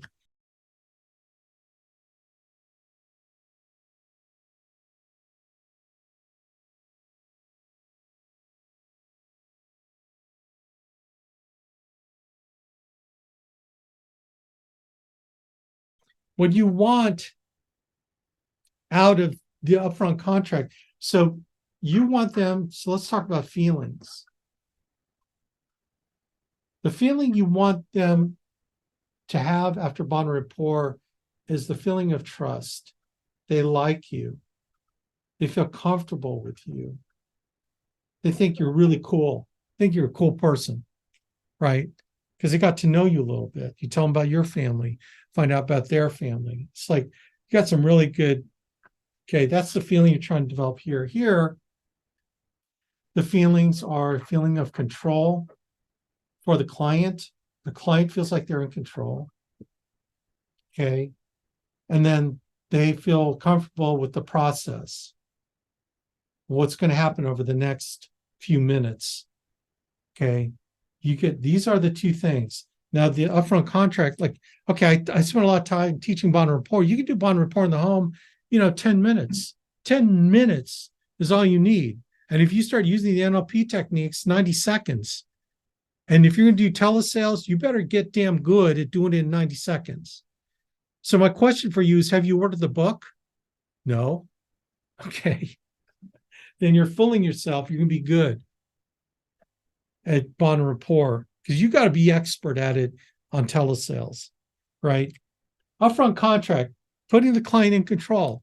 The whole objective is to make sure they're in control. After you get the bond rapport, it's like, okay, Joe and Mary, just what I want you to know is that, this could be a short meeting or this can take a little bit longer, depending on, it's up to you. Like if you don't think there's any value that I'm bringing to the table here to help you through this process, then you just tell me to leave. Okay, so I just want you to know I'm not going to be one of those pushy sales guys that try to, extend this to be a 3-hour meeting. If this is a 10-minute meeting, awesome. Okay, you throw me out, awesome. I just want to make sure that we're doing what's good for you and your family. Okay, so you're in total control of this. Let me explain the process. Basically, what I'm going to do is I'm going to ask you a bunch of questions so I get a feel for your situation. I want to get to know your situation to determine, if there's anything we could do for you. Okay, if there's something we can do for you, great. But I want to know right away, if there's nothing we can do for you, then I'll let you know up front, then, I can get out of your hair. Is that cool? So I'm going to, we're going to ask you questions. So we'll find out about your financial situation, your health situation, and all that's going to be designed to help me come up with the best options for you. We have 55 different companies, right? So we're going to find the best option for you. You can pick one and, we'll see if it works. If it doesn't, great. But our process is I'm going to ask you a bunch of questions. Anytime during this process you feel uncomfortable, or you don't think it's, the right thing for you guys, then just let me know and I'm out of here. Is that cool? How long did that take? Was that 2 minutes? That was 2 minutes, right? like I said before, if you're going to spend any time with the client, it's going to be bond rapport and pain. Upfront contract, it's a okay. If they say, "Well, Alex, I don't know," okay, let me say it again. You're in control. You can throw me out of here. I mean, if you want me to leave now, that's cool too. Okay. But our process, I'm going to ask you just some basic questions so I get to know you, your health situation, your financial situation. And that will allow me to choose the best company for you and Mary. And then I'll give you some options to choose from, and we'll see if you qualify. Are you guys okay with that? And you can throw me out of your house anytime. Okay, if they don't say yes, they say, well, I don't know. This just, oh, okay, I'm confused. So it doesn't mean you're giving up. What you're doing is you're trying to find every objection they're going to come up with throughout the entire process. The worst objection is you wasted all this time. You get here, you've been in their house a freaking hour, and then they bring up something that could have been brought up here 45 minutes ago, and you could have left 45 minutes ago. You could have, like I mentioned, you double book your appointments. You could have gone to the second appointment, closed that other deal. But here you are jacking around with a client that doesn't deserve your time. And you find out here, instead of here, that they don't deserve to be a client. You didn't leave soon enough to go to your other appointment to take care of that other family. Am I making sense here, or am I speaking Chinese to you? All right. This is hardcore because you need to have you have the courage to implement a process where you honor your business. You have the courage to honor your business. This is all about business self-image. Okay. Does that make sense? This is only 2 minutes. Anything less than a yes is I'm out of here. Okay. All right. And this is why you need to double book your appointments, because you don't know who's going to be. This person could have been a no-show. You're in that other appointment anyway. And that's all in my booking appointment boot camp. Once you got this down, okay, does everyone, right? You give them the feeling they're in control. You give them an outline of the process, right? The process is really kind of this process. You're telling them you're going to ask them some questions, financial questions, health questions, so you can determine which of our 50 carriers are going to be the best for them. You're going to give them some premium options. They're going to pick one. Does that sound good to you? Okay, sounds good to you. You said it to an auditory person. How's that look? That's visual. How's that feel, Joe and Mary? Kinesthetic. Do you see how you can use that same language? Okay, it all fits together. You've left with the upfront contract, them feeling in control, and they understand what the process is, and they've agreed to it. They've agreed to keep you in the house longer, but you know what? By answering the question, you've agreed to stay in their house longer to take care of them. They met the second, the objective of, they trust you. Okay. Does anyone have any questions? I can't make this section longer, honestly. Any questions on this second compartment? Okay, pain finding. This is like one of the most. So the pain finding process.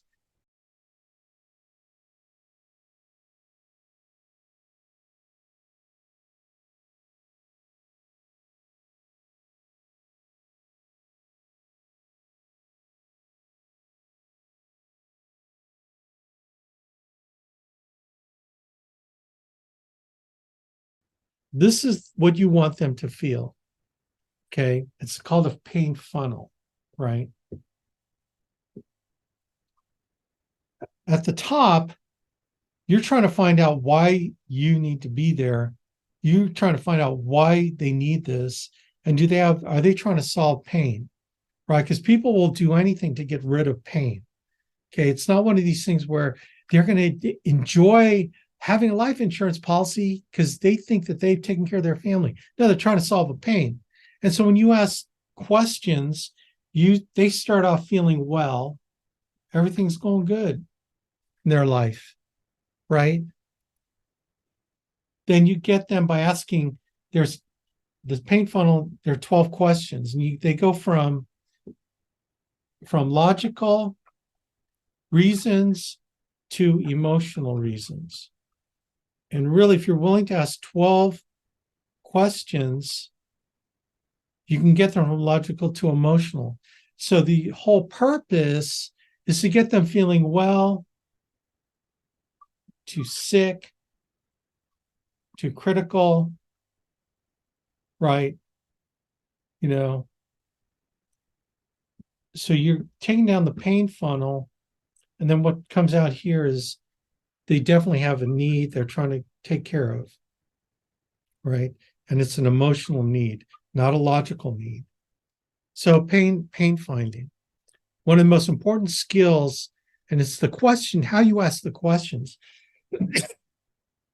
And I get this all the time. Well, I didn't.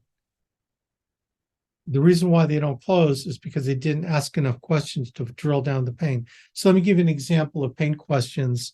Let's just start with final expense. And when you open up the pain process, after you've gone through the upfront contract, it's a simple question.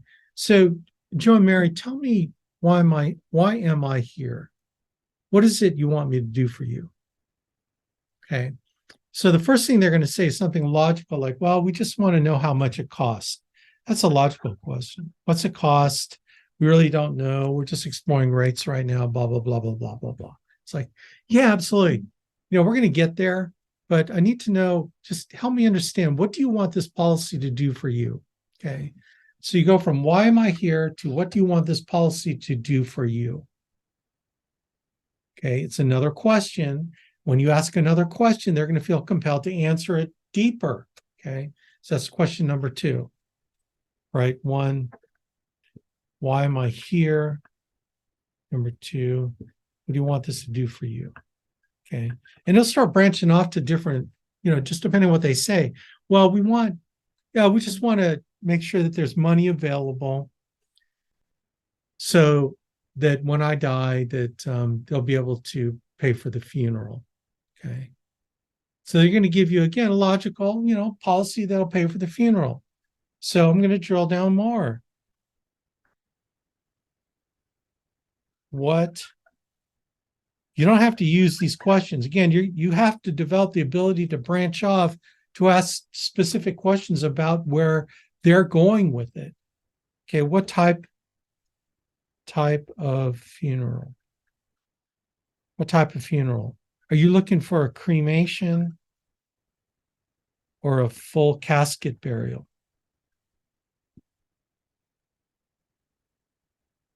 Now they're already deciding, you're getting them to fill out what they're going to do with the money. Do you want a cremation or full casket? Oh, yeah. I don't want to be cremated. I want a full casket. Okay. Do you know? Remember, you're not telling him anything. You're asking questions. Do you know how much a casket funeral costs? Or it could be a cremation, whatever. Now you need to do some homework and you need to find out what that costs in your area. Go to the most popular funeral home and get their brochures. Find out from them. Hey, I'm not there yet, but I just want to know, like, what's a basic funeral and what's your kind of your full-blown funeral? Just get some ideas. You can look it up online. And then this is where you kind of inject some reality. Well, do you know, maybe they say yes. So how much? Or they could say, not really. Then you tell them, well, it depends on what kind of funeral you want. Like, if they put you in a pine box, you could probably get it for about $10,000. That's today's dollars. If you die 30 years from now, it's going to be way more. Right. But if you want, the full blown thing is about 20, 25,000.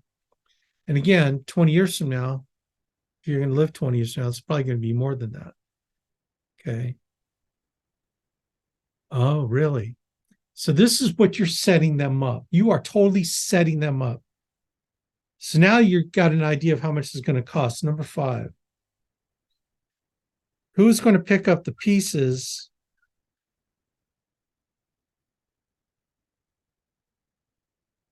when you die for your funeral? Okay, now naturally it might be the spouse. Well, I want to make sure George is going to be able to pay for a funeral. Or you're sitting down with a single, and then it's their grandkids or their son or daughter. I mean, it would be their son or daughter. So you're going to find out, oh, and this is where you stop. Again, bond rapport goes through this whole process. This is where you get to know who that person is. Oh, it's your son, George. How old's George? Or does he live in the area? Does he have children, like your grandchildren? How many? Oh, he's got 3. How old are they? 5, 3, and 1. Oh, man. What are their names? And they will knock all that out. They'll tell you because you asked the question. So you're setting them up big time. So you're getting beneficiary number 6. So let's say, Mary, you die tomorrow of a heart attack. How is George, your son, or it could be your husband, how's George going to come up with $25,000? And then they either don't say anything. Well, I'm not sure. Well, you could probably take it out of your retirement savings, right? And this is where you start negative reversing like freaking crazy, man. Again, questioning technique. This is the most powerful pain questioning technique is negative reversing. Well, I'm sure you probably got plenty of money in retirement. You can just take that 25 grand out of retirement, right? Oh, we don't want dipping into that. Well, you could probably sell some cars and maybe you have property that you can sell. I don't know. Well, I'm sure you can probably, how many kids do you have? Well, I have 3. Well, what, 25, that's 8,000 each. I'm sure, they could probably chip in 8 grand each, right? Now you're doing it nicely. You're doing it with a nurturing attitude.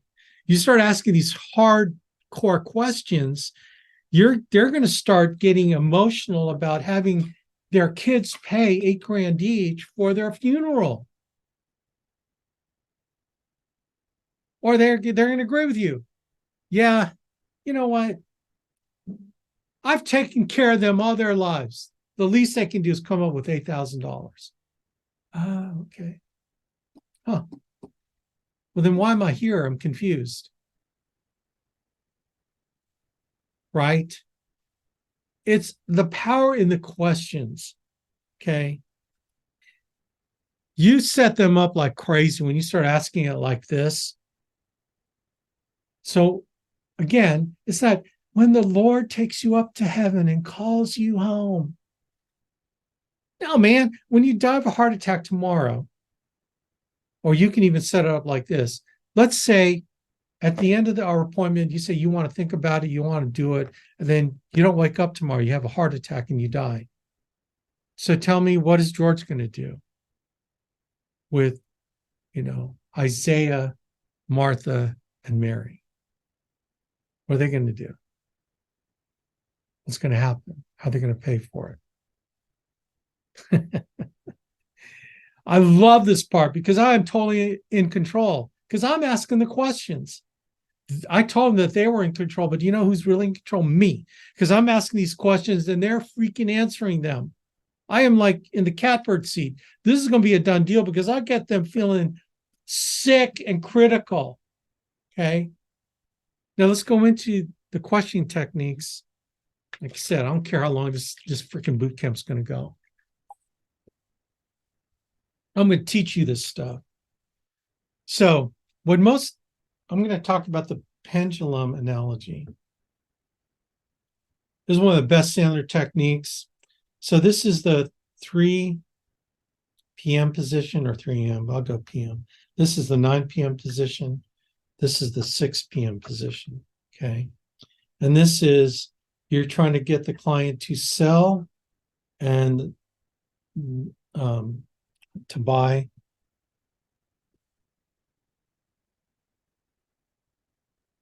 Buy, and then they don't buy.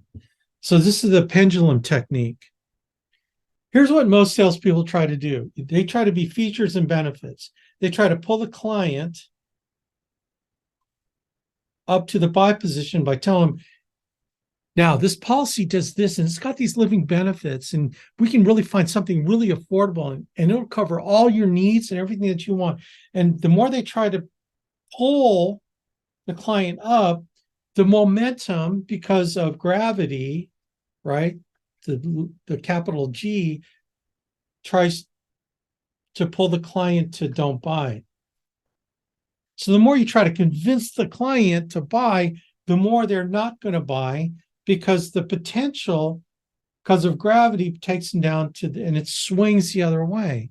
This is why feature benefit selling does not work. That's why asking questions and doing negative reversing works. Because then what happens is what you're doing, because you're implementing our sales process, is you're getting behind the client. The more you try to get behind it, well, I'm sure you can take the money out of your retirement program, right? So you're trying to not sell the client. You're saying, because they could say, well, yeah, okay, well, why am I here? Again, you're doing this again. All your questions are negative reverses. You're not trying to convince the client anything. In fact, you're trying to convince them not to buy, in essence. But what happens is you start pulling them this way, they start justifying why they want to buy it. So you negative reverse the crap out of them.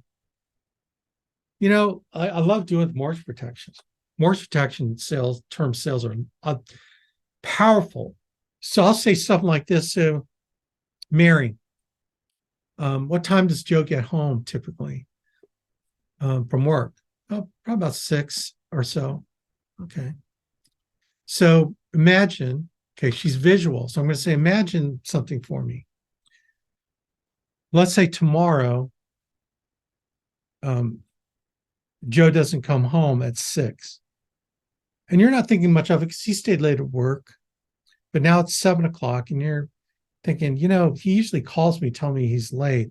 So you try to call him, Mary. And when you try to call him, it goes immediately to voicemail. Like it doesn't even have a chance to ring. Now you're thinking, oh man, what's up? Right. And so now it's 8 o'clock and you're starting to get a little maybe worried. You try to call again, it goes into voicemail. So you call one of his buddies at work, you know, and you give him a call. Yeah, he left same time every day. Did he say he was going somewhere, stopping off somewhere? No, actually he didn't. Now, Mary, you get that feeling in your gut like maybe something's wrong. And then you notice at 9 o'clock, you see blue and red lights coming up on your driveway, and it's the police. And you hear this heavy knocking at the door. Okay.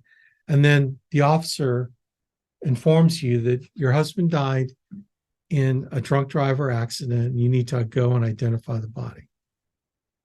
So now you know for a fact that your husband's not coming back tomorrow and he's gone. And I just shut up. I say, now it's at the end of the month, so you know that the mortgage payment's due at the 1st of November or 1st of December. Are you going to make that mortgage payment?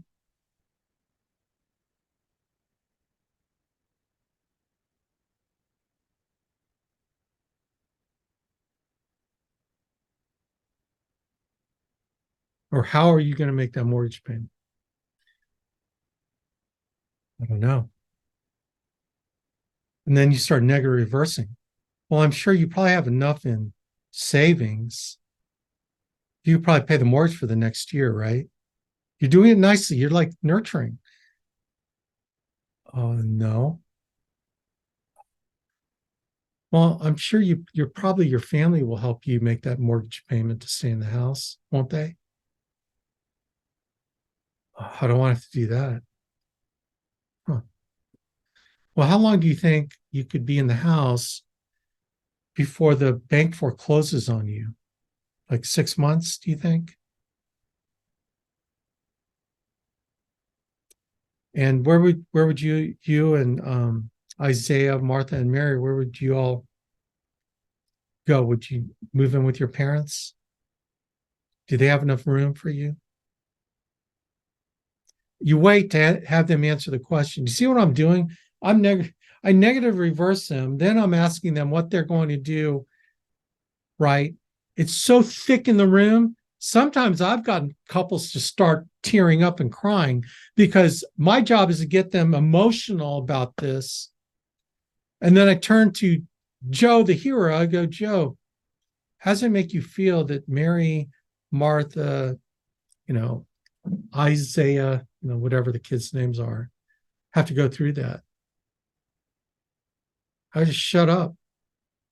Man, I closed it right there, man. This is going to be a done deal. And it doesn't matter how much it's going to cost. I promise you. Again, I'm sort of convincing them not to buy, and they're wanting to buy because I do this negative reversing technique. I'm behind them. I'm not trying to sell them anything. I'm trying to justify why I need to leave, and they're justifying why I need to stay. Most of y'all, most salespeople try to pull them in features, benefits, and it doesn't work. Using this sales technique will make you millions, will make you a ton of money, I promise you. Does this make sense? Anybody have any questions on this at all? This is one of the most powerful techniques. This is why you need to get that book, Asking Questions the Sandler Way. Okay. And this is mega effective with telesales. All right. Do you get my drift? Like, you're getting to the emotional issue. You're not going to stay logical with how much this is going to cost. It's like, why do you really need this? What's it going to do for you? What are your family going to have to do? Are they going to have to suffer the embarrassment of putting a GoFundMe up so they get people contribute? And you need to phrase it like that way. Oh, I see a chat line. I am so guilty of FAB selling, features and benefits selling. Yeah, most people are, Daryl. It's not just you, man. Okay. Any questions on this? Pain finding? Like I said, I've got some very specific pain finding videos on how to ask the questions, but you got to get good at this, man. You will never be good in sales. You'll never make maximum money in this unless you get good at finding pain, the emotional pain. You got to be willing to ask 12 questions. Don't stay at the surface, even though they say what you want them to say. Well, Alex, we really need this because I don't want my family to. Don't bypass this. You need to. They told you a logical reason. Yeah, I need to protect my family. I don't want to, have them pay for the funeral. Okay, let's talk about that.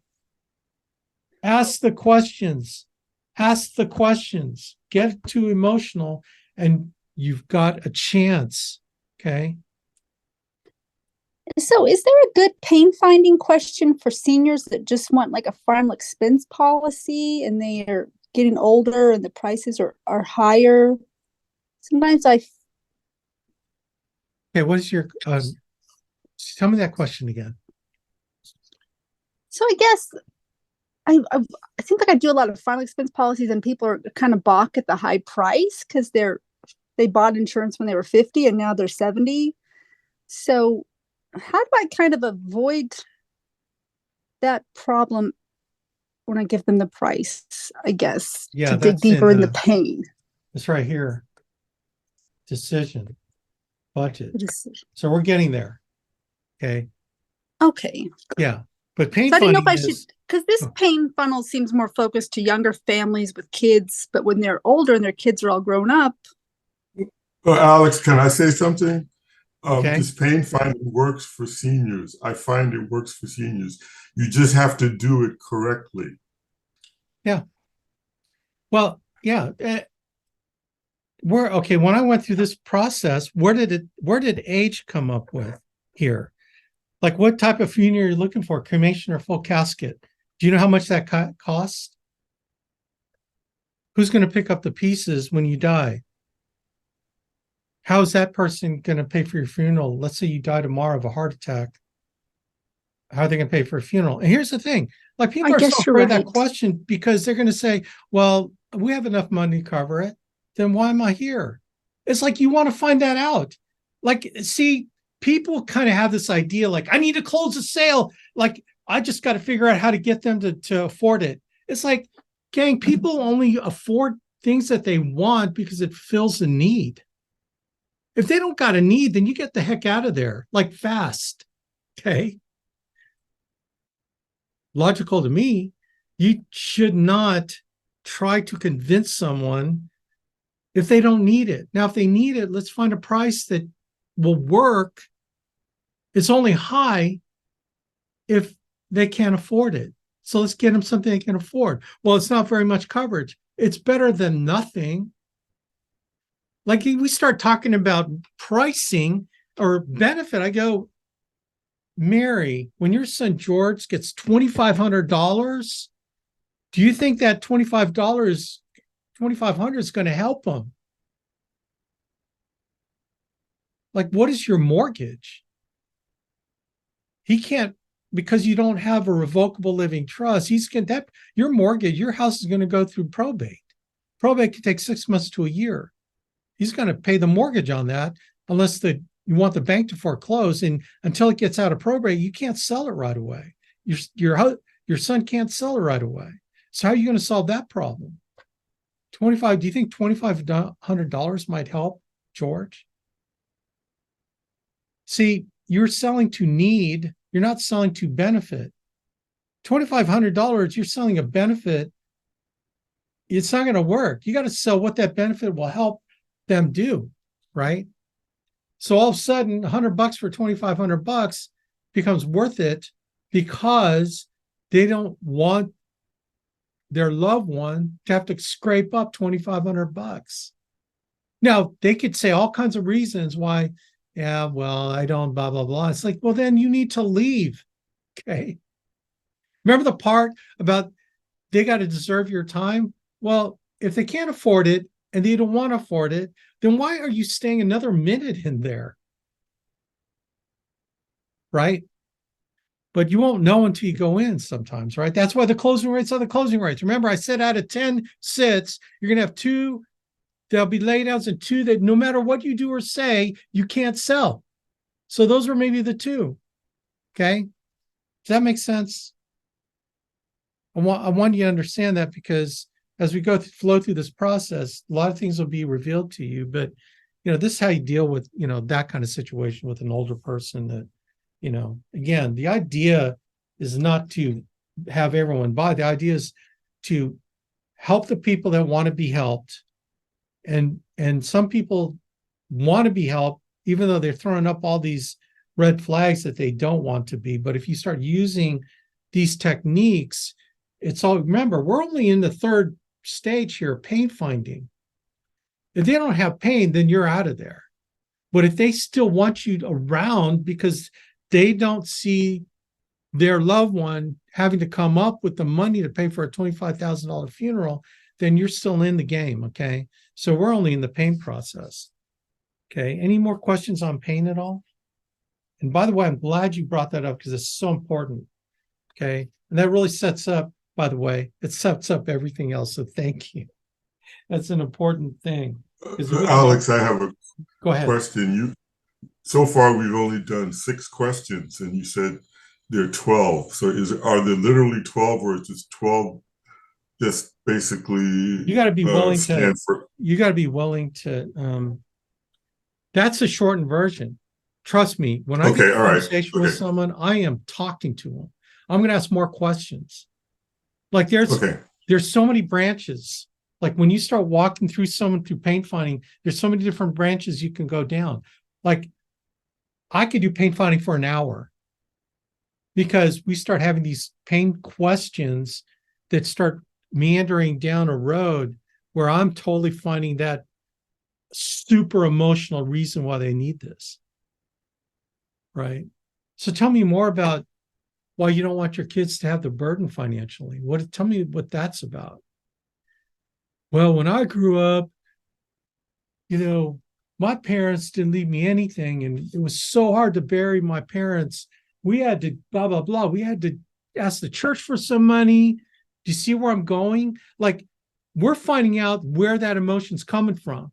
And the emotion's coming from when she had to take care of her parents. Do you think I'm going to ask 12 questions just on that, right? So what was that like? So when you found out how much it cost, like, what did it cost? Well, it was about 30 years ago, and it was like $15,000. 30 years ago, it was $15,000. Must have been a pretty expensive funeral. Well, it's what my mom wanted. So I felt like obligated to give my mom what she wanted in her will. So how'd you raise the money? Tell me about that. How hard was that? She goes into her story. Well, I have two other siblings, and honestly, they just did not have the money because they were all really struggling financially. And me and my husband were the only ones that were doing pretty well. Oh, well, define pretty well. Well, so we had to end up, paying for it.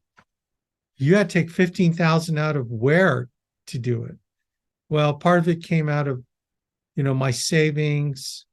Part of it came out of, what we thought we could sell the house for in the future. Was that kind of painful? How hard was that for you?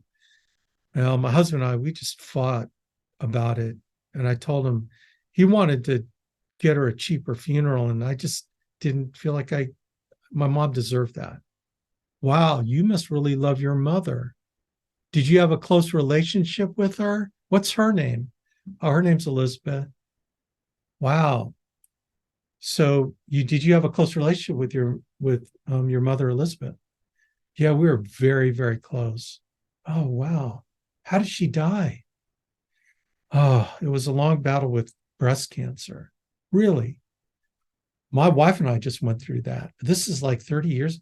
That was back then when they weren't really sophisticated treating breast cancer. How long did she suffer? I'm going there, gang. I am not going to let them off the hook. How long did she suffer? I'm doing it nicely. So how long did she suffer? Oh, it's probably 5 years she suffered. So what was the end like? Did she have to go into hospice? Yeah, she went to, how long? She only lasted in hospice for about 2 weeks. Oh, man. It must have been hard, huh?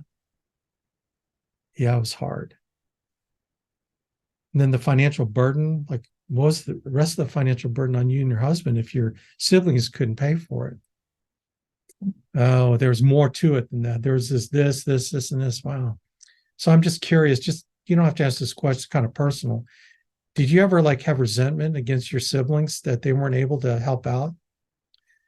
Yeah, as a matter of fact, it just really kind of put a wedge between us because I was just really mad that, we had to shoulder the entire burden and they weren't willing to do anything to chip in or help out. Wow, here can divide so many families. Yeah, that's exactly what happened. So let me ask you this question. So you don't want that same thing to happen to your family. Do you see what I just did? I went down through her whole history and then I said, now you don't want this to happen to your family then. Is that what I'm hearing? Oh no, we don't want this. How emotional is that? Do you think that she's going to be, her price point went from $50 a month to $250 a month because I explored where all that emotion was coming from? Does that make sense? Or am I being stupid here? I'm serious about pain finding. You go there. You have my permission to go there. Does that make sense? Absolutely. Don't think I haven't. Does this sound like I have? Absolutely. I want to know where that emotion, that desire comes from. And then I'm amplifying it by asking questions. You amplify how they're feeling by you take them back there. This is all NLP stuff, by the way. You take them back there. So tell me about that. Take me back to when that happened to you. How are you feeling? Gang, I promise you, they're recreating those feelings in them that aren't so positive. And then I bring it back to you now. Sounds to me like you really don't want to have that happen to you, to your family then, right? Oh, no, no, no. See what I'm saying? See what I'm saying, right? I'm visual, right? So I'm going to say, do you hear me? How does this make you feel that this is your job? If you can't go there, you need to get there. You need to learn. You need to learn by doing it sincerely because you care. It comes out of this place of caring. It's not a technique per se, but it is a technique implementing it. But it comes from a place of you caring enough about them to put them in that situation emotionally, because then everything else is just like monkey. You know, you can be a monkey putting everything else together. Okay. Any other questions on pain finding? I promise you, man, you get good at pain finding, you're going to be a sales superstar. All right, well, let's move on, man. So let's go to budget. So you go from pain. So this is how you transition. This is the most important transition. Because remember, the pain funnel, you got them feeling emotional. You got them critically ill. So this is how you anchor them from going back to well again. And this is the key to closing. You got them critical. Now you say, hey, Joe and Mary, I want you to know that's why I'm here today. I'm going to make sure this doesn't happen to you and your family. Okay. I'm going to find a policy that's going to work for you, that you can afford, that will take care of all this, so none of this will ever happen to you. How does that sound to you? How's that feel? How's that look? See, you're using those words.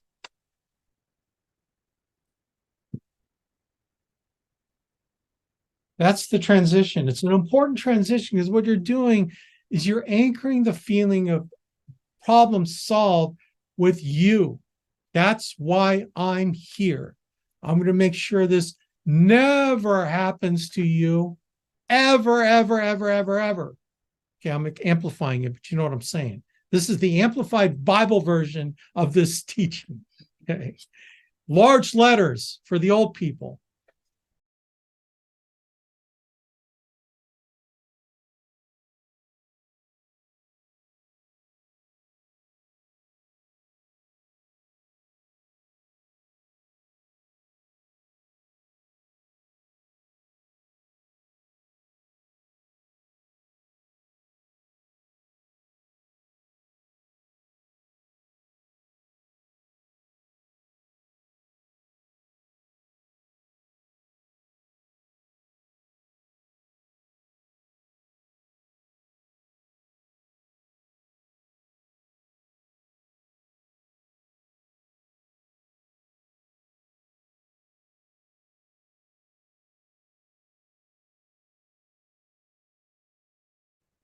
So you go to budget. Now, the budget part is now my job, Joe and Mary, is to make sure you can afford things. Because if I try to sell you something you can't afford, then all of a sudden, 6 weeks from now, 6 months from now, a year from now, you're going to cancel. And it didn't do you any good because it didn't stay around till you died, right? So my job is get you into something you can afford. If anything I'm going to do, I'm going to try to downsell you in something that's more affordable, okay? We have 55 different carriers. Okay, now, look, this kind of coverage is based on age and health, right? So if this was 20 years ago when you were taking no medications, this would have been super cheap, right? But now, because you're older, now because maybe you're on a few more medications, it's going to be more expensive than when you were shopping for insurance 30 years ago, like when you got your home, right? Does that make sense? You totally set them up. Like that question you totally freaking set them up. You tell them like, come on, you know how it is. It's that mode. You're like, some people think that it's still going to be as cheap today as it was when they were 20 years old. Now, you and I know that's not the truth, right? Like insurance is based on age and health, right? You know it's going to be more than when you were 20 years old, right? Get them to agree with you. Then you say, now my job is to make sure this fits in your budget. Okay, we're going to get you the best coverage at the best price. We're going to try to apply for it. I don't know if we're going to get it, but my job is to fit it in your budget. Are you guys comfortable with that? Yes. Okay, just give me a ballpark. On a monthly basis, what do you think you were wanting to pay for this? Now, I know $1 a month would be awesome, but I'm not going to lie to you that it's going to cost $1 a month. In fact, when's the last time you even shopped for life insurance? Well, 5 years ago, 10 years ago, 20 years ago. Okay. Well, what is your budget for this? Now, if you did pain finding well enough, the budget just went up. And they'll tell you, well, I think we'd probably do something around the $150 range. Okay. Probably gives me something to work with. We'll see. Boom. You did the budget. You agreed. Now, maybe you don't get a number. And maybe they don't want to give up their budget. But you gave them the assurance that your job is to fit in their budget. This gives you permission to stay there longer to get to the fulfillment where you show them rates. Okay. Okay, does this make sense? The budget, you're giving them the comfort level. So what do you want them to feel? You want to feel confidence, right? You have 50 carriers, then you're going to find something that can fit. So when they see options, right? And you can even say this in the budget step. Now I'm going to give you, my job is I'm going to make sure it fits in your budget. I'm going to give you 3 options starting out, not knowing really, like if they don't give you a number, okay. I'm going to give you 3 options and, we're just going to see what range you want to be in regarding the benefit. But what I need you to tell me is that there's nothing that I'm showing you that you can afford. Like you need to be upfront with me. Just don't throw me out of the house. I'm going to give you some options, but there are other options that we can come up with. Okay. So I just want you to know that, can you promise me that you'll tell me that the 3 options I show you are not even in the ballpark of what you can afford? Is that all right? So if they don't give you a number, then you go there with the budget. Okay. Does everyone understand where we're at so far? So budget, you want them to have the confidence that you're going to get them into something they can afford because it sets you up now for the decision. So what do you want out of the decision? Know, think about it. This is where you get rid of the most common objection that most salespeople run into is to think about it. You tell them in the decision process that they can't think about it. There's a little bit of a mini upfront contract, but you're nailing down the decision. Tell them what the decision process is. Okay. So this is what that sounds like. So Joe and Mary, let's kind of get this. This is what's going to happen next. I'm going to ask you some health questions. I'm going to figure out some options for you. Okay. And then once we find a premium price and benefits that best fits your budget and meets your need, once you choose that one, then we're going to see if you qualify. So how we do that is we're going to fill out an electronic request for coverage form, and we're going to send that to the insurance company, okay, with all your banking information, social security number, because basically this is a contract. In order for them to determine whether or not they want to issue this on you, we need to have all this information in it. So it goes to the insurance company, okay? So tonight is not a think about it night because there's nothing to think about because we don't even know if you're going to be covered. So you don't have anything to think about yet. All we're trying to figure out is if they're going to cover you, okay, at the price that you can afford. Joe and Mary, does that make sense? Yes, it makes sense. Okay, now we're going to send it in. They're going to think about you. And if they can cover you, they're going to assemble a policy. They're going to put the initial policy together. They're going to draft your account, which makes it a contract. So should you die between now and then, they will still be able to pay the death benefit. That's why you need your bank account information, social security number, so they know who to pay the benefits on behalf of, because they have your social security number and they draft the first premium. Okay. So it is a valid contract even when I leave. So if you should die between now and, whenever, then they're going to pay it off. If they approve it, they're going to assemble the policy. They're going to send it back to you. And when they send it back to you, I'm going to give you a call and I'm going to set up time for me to come over so you and I can open it up. It'll be in this big wide envelope. You and I can open it up and I'm going to go through every detail. Make sure that it's got everything that you want in it.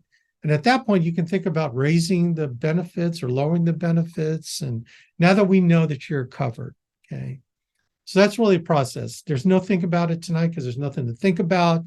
We're just going to see if you qualify. They're going to draft your account, because they know it's you. You got a social security number, bank account. They're going to assemble the policy if they approve it. Now, if they don't approve it, then I'm going to come back and I'm going to let you know that. You might not think that that's good news. Well, it is kind of good news because we know that I can go to other options that we can get you covered with. So I'm going to come back with other options that you get covered, that we can cover you with, and then we can do this process again. Okay. How's that sound? Does that feel right to you? How's that look to you? And then you shut up and you let them bring whatever objection they want to bring. You close it here. You close it at pain, and then you really close it here. You tell them there's no thinking about it. Sometimes I like to just draw it out. I say, okay, now what we're going to do is we're going to fill out an application, and in it, you're going to have your bank account and your social security number so that when we send it to them, if you should die between now, and by the time they issue the policy, we still can pay the benefit to George, your son, or to Mary. Okay. So it's going to go to the insurance company. And what they're going to do is they're going to think about you and they're going to look at your application. They're going to look at a thing called the MIB, and then they're going to see if they want to issue it.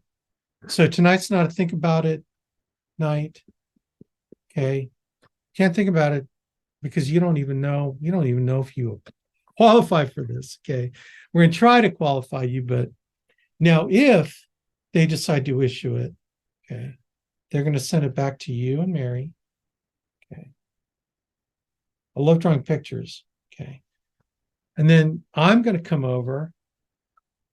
This is my briefcase.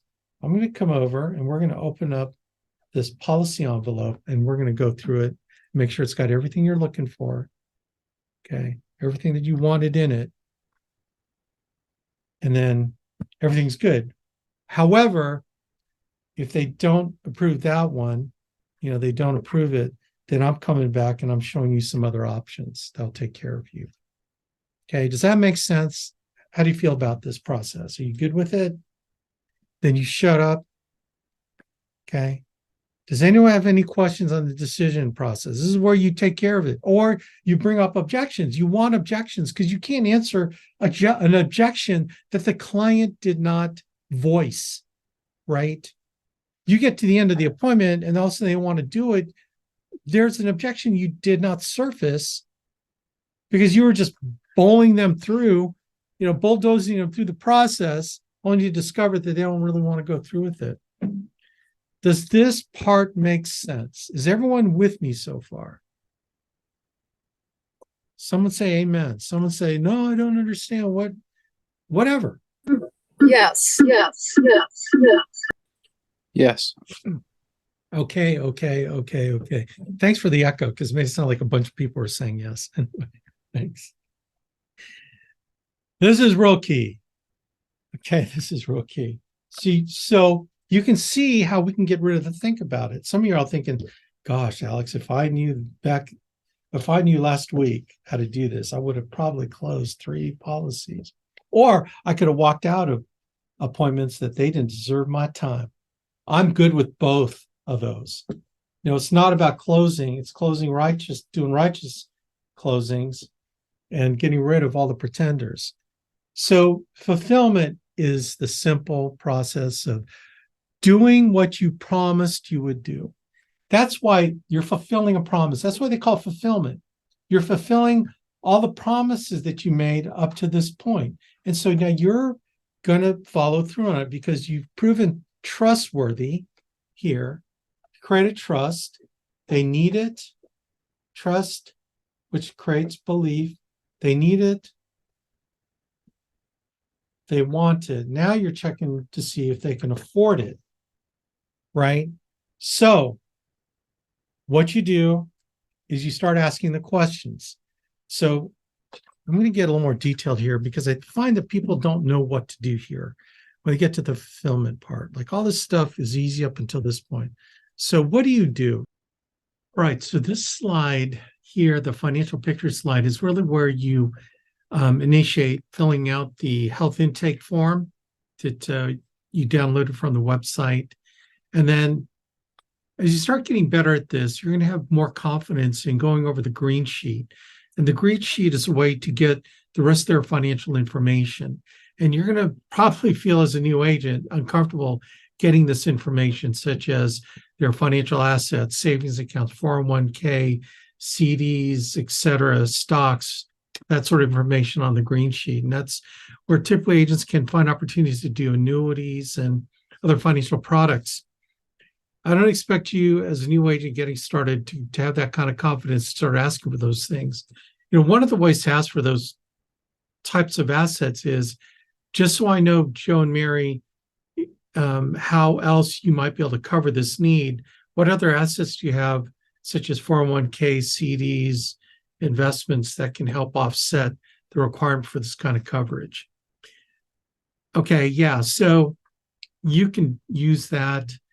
Anyway, I'm just letting you know that this slide allows you to get into the health intake form and the green sheet, really once you feel comfortable. Okay, so look, we're just trying to get you out in the field and make a sale. So if, just to make things simple for you getting started, let's just focus on the health intake form so then you can figure out what kind of rates that you're going to be able to quote your client. Okay, and remember, we're going to get you started primarily with final expense using the Great Western product line. Okay, so just want to put this in the proper context for you and how to use this particular slide in opening up the health intake form. Okay, so let's go to our training website, right? And let's go to the health questionnaire. It's our bootcamp site. So part of the questions are the underwriting. So you need the health intake form. And you need to fill this all out with the client. And you can do the green sheet too, the financial side as well. But I want to emphasize this. So you got to fill all this stuff out: age, date of birth, smoking status, height, and weight. Cancer, heart attack, stroke, diabetes. Have you had any issues with these? What medications are you taking for that? When were you diagnosed with it? Any lung respiratory issues, kidney, liver, anything else that you haven't told me? Surgeries, okay? So what do you do with that information? And I had someone ask me, this is a relevant question, man. It's like, dude, you know what? We need to make this easier for you. So we get all our agents started at the Great Western. Why? Because you have all three types of products. You have day one coverage, you have graded benefit products, and you have guaranteed issues. So you don't have to pivot to another company. There's another company that's going to be adding guaranteed issue. So when they add guaranteed issue, then you've got all three within the same app too. I think AIG might. I think AIG, their guaranteed issue, you have to go to a different app system, I think. Whatever. Anyway, we're just trying to make it easy. Great Western. Okay. So you get this information. So here's the easiest way to come up with quotes for them, especially if you don't use the quoting tool. I recommend doing the quoting tool. Okay. That's in the Alliance ARC. But here's what I have, and I just added this, the Great Western underwriting questions. So when the client talks about their issues,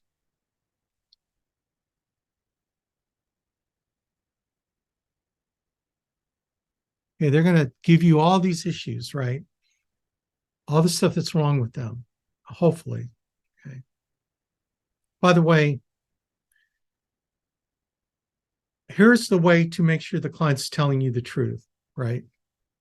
So this is how you have to phrase it to them. It's like, okay, now Joe, Mary, I'm going to ask you some health questions. And look, you and I know that everything is on a database now. So the insurance carriers, they have access to your medical insurance board database, which means it's a repository of information related to your health that all the health carriers and all your health insurance companies report into.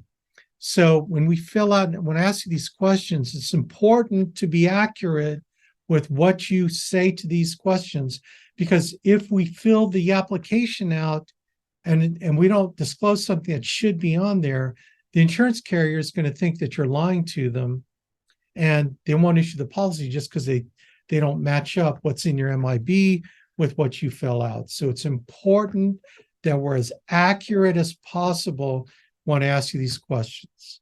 Makes sense, Joe and Mary? By the way, have you ever been declined before when you've applied for insurance? Key question, because you want to know what you're dealing with here. Okay. Oh, why were you declined? Then you know that you're going to probably go guaranteed issue, but you want to know why. Okay. But this is how you prevent getting declined, because the client didn't disclose everything from their MIB. So you got to make the client be honest with you by going into this. Okay. Don't be wimpy, because it's going to hurt you. So when you start finding this out, then here's what I would do. I would go through.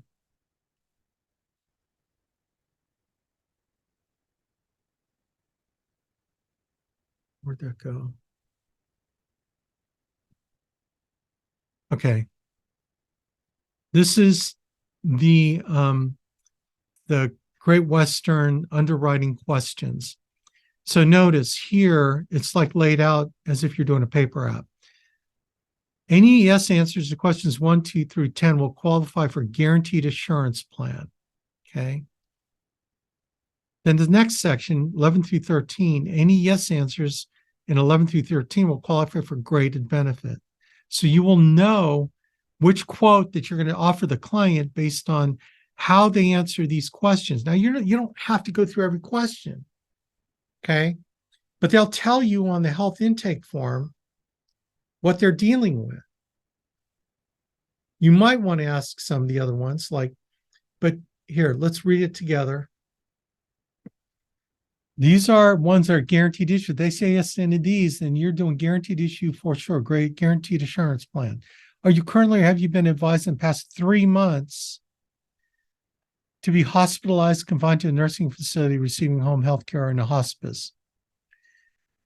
Number 2, do you require assistance from anyone with the following activities of daily living? Require assistance with the following activities of daily living.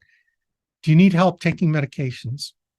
Bathing, dressing, eating, toileting, transferring from a chair to bed, moving about, or are you confined to a bed? By the way, these are all the questions you're going to have to fill out in the electronic application anyway. So you can just do it now before you actually do it in an electronic application. Just annotate the yes or no so you know how to answer these and you don't have to re-ask these questions. Do you require the use of electric scooter, or are you confined to a wheelchair? Do you require use of oxygen or oxygen equipment to assist in breathing? Do you currently have, or are you being treated for any form of cancer, excluding basal cell skin cancer? Or have you been treated for recurrence of previous cancers, metastatic cancers? So number 5 is a cancer question.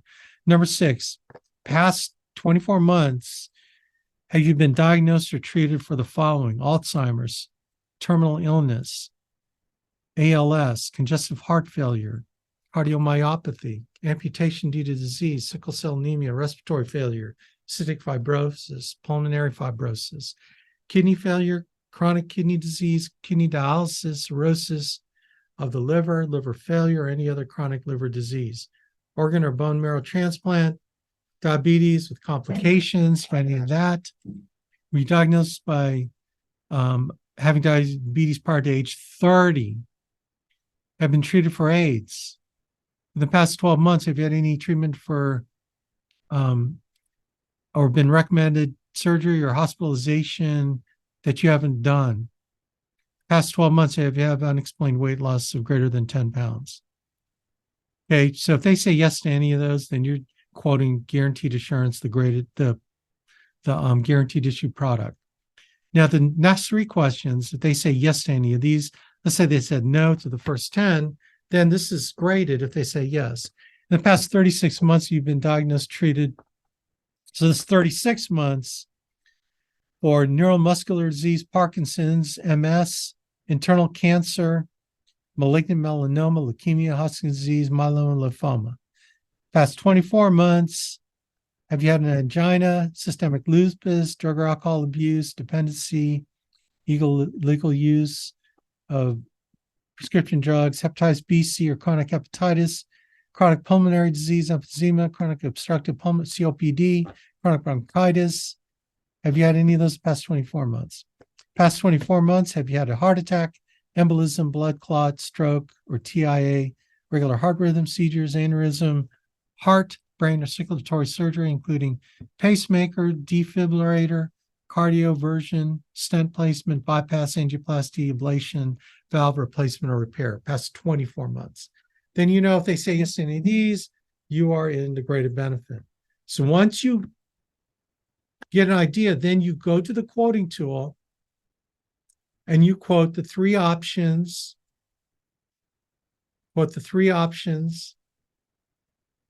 Okay.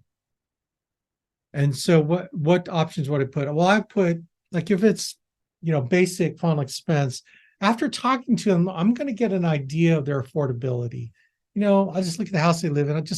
I'll have a feel for it. If you don't, then I would just go 25,000, 15,000, 7,500, or 5,000. I would just really make it a range. Don't do that 5,000, do extreme, 25, 10 or 5. Make it wide so that you got somewhere to go. They might say, that 10,000 looks good, but how much more if we did 15? See what I'm doing? I'm giving them such a wide range that somewhere that they can afford is somewhere within that range. Okay. And I'm explaining each option.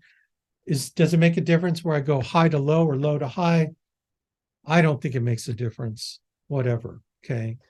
So I lay out the options. Now, the way I do is I tell them, look, I'm going to give you three options. What I want you and Mary to do is to pick the best option that you can afford. Okay.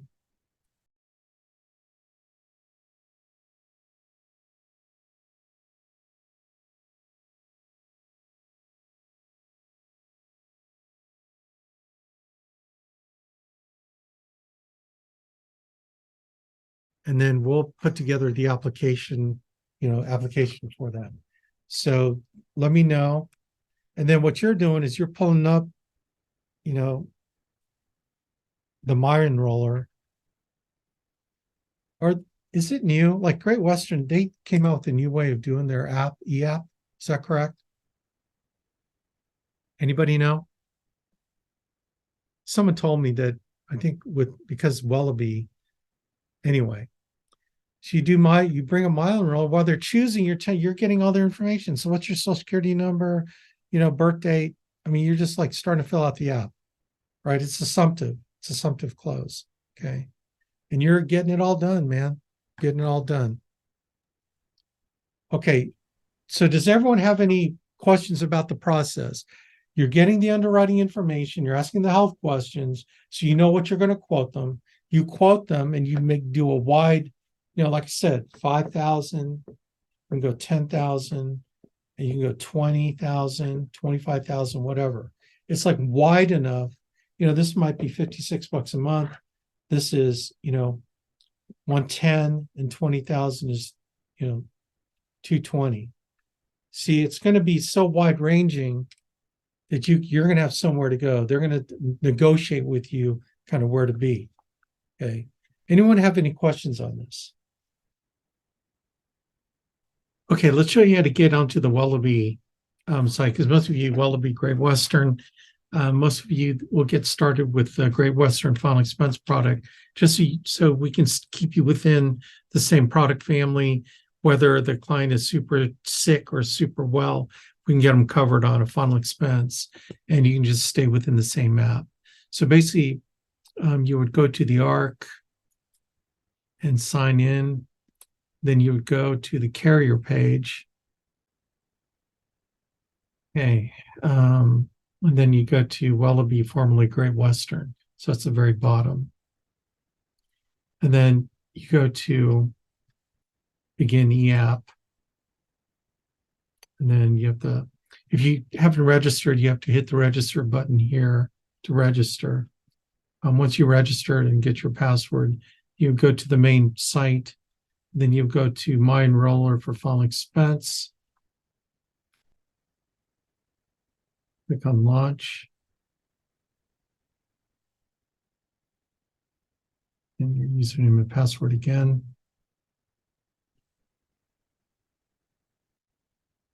Okay, so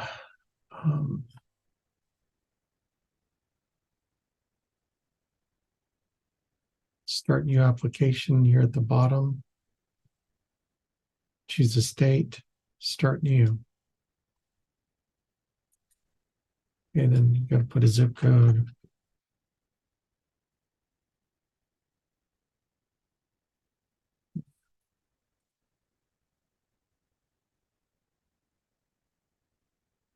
Then you want to go to final expense. And then this is where you put all the information. Payment information is a bank draft, credit card, frequency. And you start, note if they have no tobacco. Let's figure out calculate plan by face amount. So let's put in, say, 15,000, right? And then this is where you determine, you can see it shows you what rates. So based on the information that you got from the client on the health intake form and those questions should help you determine which one you're going to quote the client, okay? And then once you figure out, where you're going to be as far as, let's say it's the Great Assurance, click on that, click on any riders, okay? And then you want to determine whether or not you want to, if they find something wrong with the client where instead of the best day one coverage, the client answers health questions, then it's either graded or guaranteed issue. Then this asks you, what do you want them to do? Adjust the premium to match a face amount, right? Or drop the face amount to match a premium. Because, if it's going to be more expensive, like 125, and you're quoting 84, and this was at 15,000, then what they would do is if you adjust the face amount to match a premium, then they would drop the 15 to maybe 7,500, okay? Or vice versa. If the client's animated keeping 15,000, then it'll raise the premium rate to match the benefit, okay? So, you can choose either one. And then you choose one.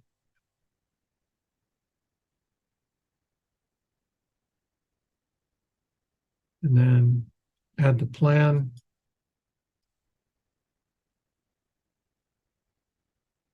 Click next. Oops, forgot to add a plan. So add a plan. Adjust premium to match face. Add plan. I click next. And then this is where you can email the quote to the client. So email quote Joe Smith.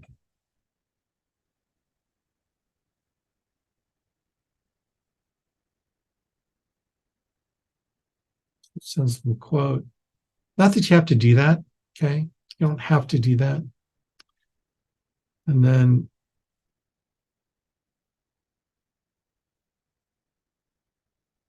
Next. Start application. Then this is where you do all the application stuff.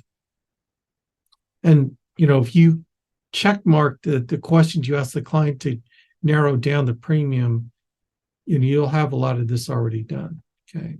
So there you go. Then just fill it out, click next, click next, click next. And you can actually,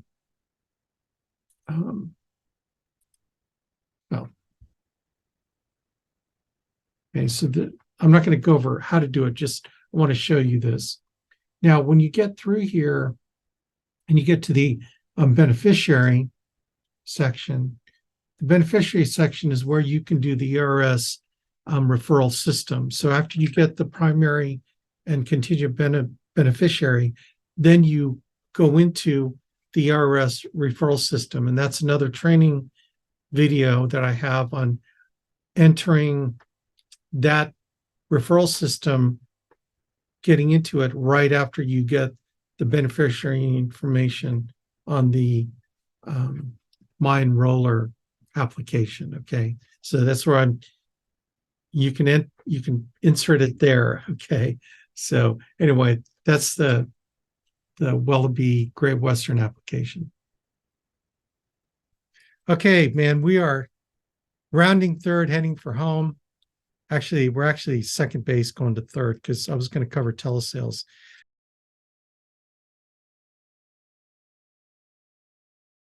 Post-sale. This is where the nitty-gritty of placement and persistency is. This is where everything happens, good or ill. It's called a post-sale. This is the last step in our process, but it's an ongoing step that continues. This is the process that you continue to use every time. You cannot shortcut this or you're going to be broke, okay? Number one, reclose the premium amount. What I mean by that, you sold them a $325 policy, okay? $325 a freaking month. Like that's some people's car payment, okay? I always have to question, can they afford it? So you should question, can they afford it? So you ask the client, hey, Joe and Mary, look, I want to make sure you can afford this. This $325 represents, Joe, your commitment to protect your family for the next 30, 40, 50 years that you're alive, right? I want to make sure that this is something you can afford month after month, year after year, decade after decade, okay? So, for example, Christmas is coming in December, and then all your Christmas bills are going to hit you in January, okay? When you see that $325 being drafted from your account on the 5th of January, are you going to look at Martha and then are you going to call me and tell me you want to cancel, that you cannot afford $325 to make sure that your family doesn't have to do a GoFundMe page, your family doesn't have to pass the hat, okay? Can you afford $325? Then you shut the heck up and let them answer the question. Now, your clock should be ticking, because if you sense any delay in that answer, then you know there's something wrong with $325 a month. And you cannot start counting your dadcom commissions. Just say $325 a month. I'm going to make $2,000 on this deal. Oh my gosh. You are no longer welcome at the Abuyuan Financial Group when you start counting your commissions, because it's not about that. It's getting a client covered. Okay. If they're delaying, you go, it sounds like 325 is a little bit too much.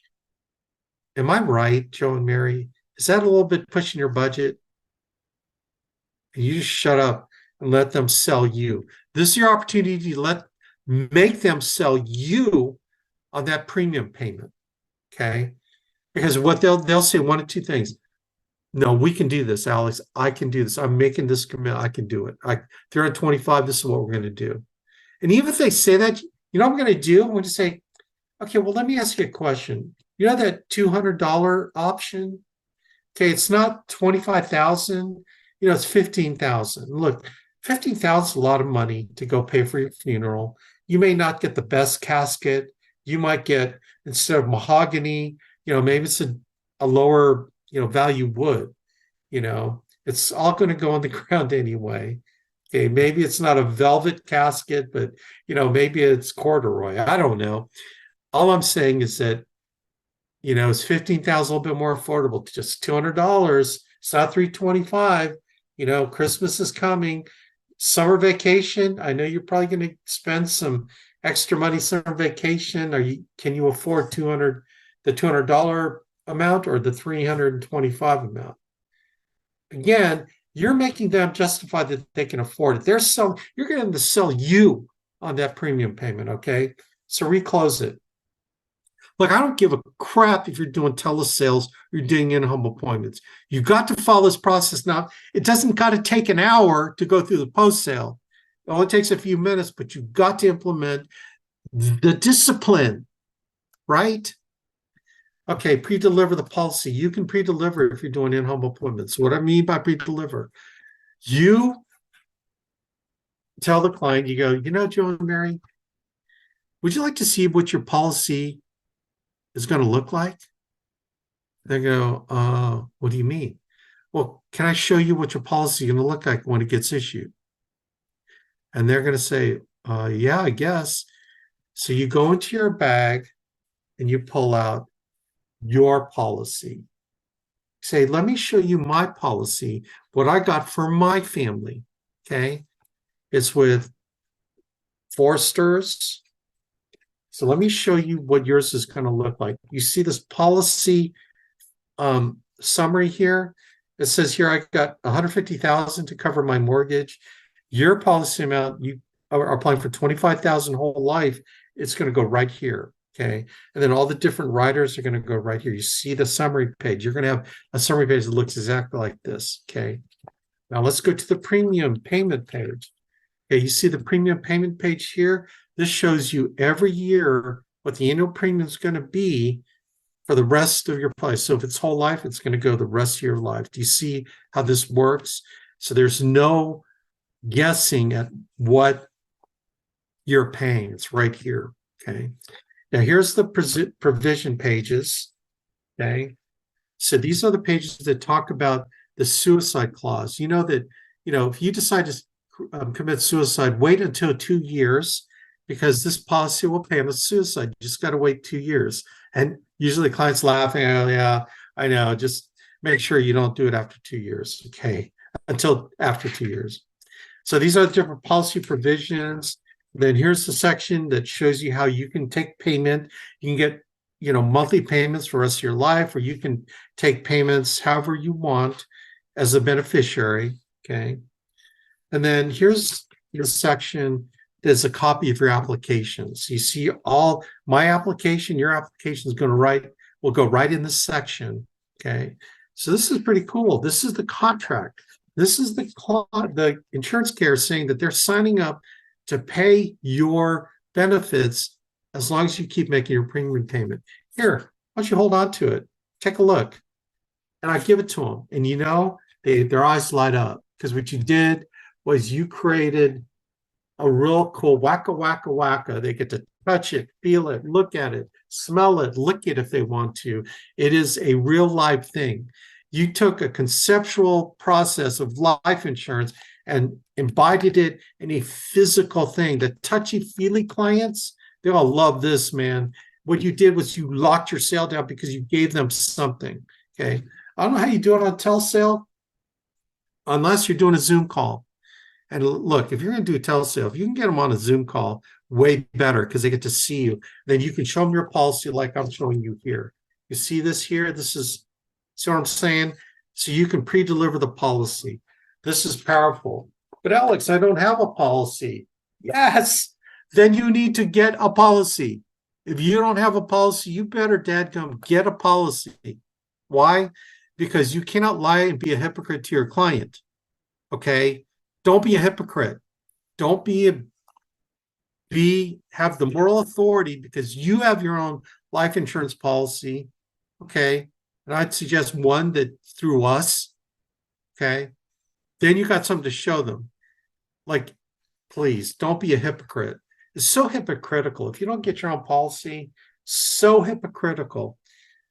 Like, I can go off for the next hour on that. Have the integrity to get your own policy. Number one, look, if you can't get over your own objections getting your own policy, how the heck are you going to be able to overcome a client's objections getting their policy? Does that make sense? It's like, come on, man, get your own policy. Have that moral authority. When I first got my license, I got my policy right away because I wanted to be able to show the client. I was afraid that if the client said, well, what do you have, Alex? Lie to them? No, show it to them. Okay? This will lock down. I've made millions teaching this technique. Pre-deliver the policy. Protect your sale. So how do you protect your sale? Oh man, I'm going over an hour. I hope you guys can hang in there. I mean, you're here to get the good stuff, right? You're here to learn how to be profitable, make money, so please hang in there with me. How do you protect the sale? This is what I'm going to do. I'm going to test the client. I'm going to say, hey, Joe Mary, by the way, a lot of these agents, your form that you filled out might have gone to different agencies. You might have filled out 3 or 4 of these forms, and those went to other agents. So inevitably, you're going to have an agent, even the agent that covered you with your previous policy. Excuse me. They're going to call you, and they're going to make up some reason why they need to get into your house. And what they're going to try to do is talk you out of taking the policy I just sold you. Okay. So let me ask you, what are you going to do when an agent calls and says, I can show you a better policy, I can save you money, and they're going to try to talk your way in? What would you do? And I shut up. It's my test to see, did I do a good job? Did I serve them properly? If the client says, man, Alex, you did such a great job here, I'm not going to take their call. I'm going to just shut them down. I'm going to hang up the phone. Okay, awesome. I just wanted to make sure that you felt comfortable with this process and that I've gotten you the best program. Or they'll say, well, Alex, I'm a smart buyer. I want to see what they have to say. Oh, okay. Huh. Was there something I said or did that caused you not to trust that I got you the best policy out of our 55 carriers? No. I just want to make sure I'm doing the right thing. Well, I mean, I got you the best policy. We have 55 carriers. Okay. I'll tell you what, I am not going to submit this. If you feel that way, I don't feel like I did a good enough job for you. So I don't really think that we should continue on with this process. Tell you what, I'm just going to hold off on submitting this application. I will cancel it right now. And then when you feel ready, after you've done all your shopping, talk to me again, and then we can maybe take care of it later. Does that sound fair, Joe and Mary? And then you walk the hell out of there. Why should you stay there? Why should you humiliate yourself when the client didn't respect you enough to tell you that you did a good enough job? They're not going to entertain other agents coming in the house. Now, you got to have the balls to do that, right? You got to have the kahunas to walk out of there. Okay, sorry for using such colorful language, but I got to make this point. You got to understand what you're doing and why you're doing it. You got to value your business. If you're going to be a wimpy salesperson begging client to buy from you, you are in the wrong business, baby. You are in the wrong business. Your job is not to make friends with the client. Your job is to take care of a client. You can become friends with a client that cares enough about their family to take care of it then and trust you to be the person to help them. You're not making friends until you know that they're that type of client. Does that make sense? So have honor and respect your business. That's all I'm saying. You got to be ready to walk the heck out of there if you think that they're going to let some Tom, Dick, and Harry agent come in and replace your policy. Does that make sense? Anyone have any questions about that? I'll take a sip of water.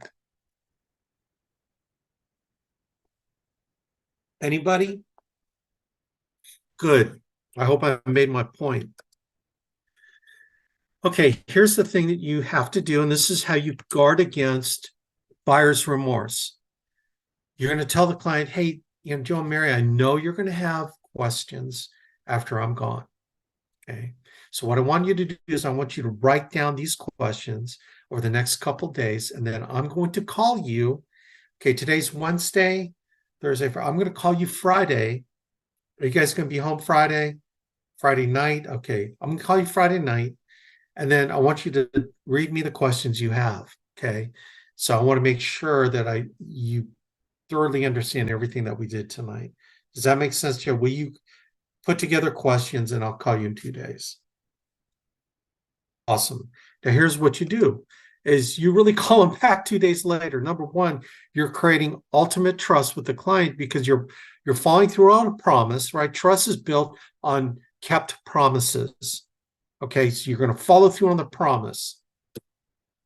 And then you call them back 2 days later and you're say, hey, Joe and Mary, Alex, how you doing? You guys doing good? Hey, listen, as I mentioned, I promised you I'd call you back a couple days and field whatever questions you have. Do you have any questions for me?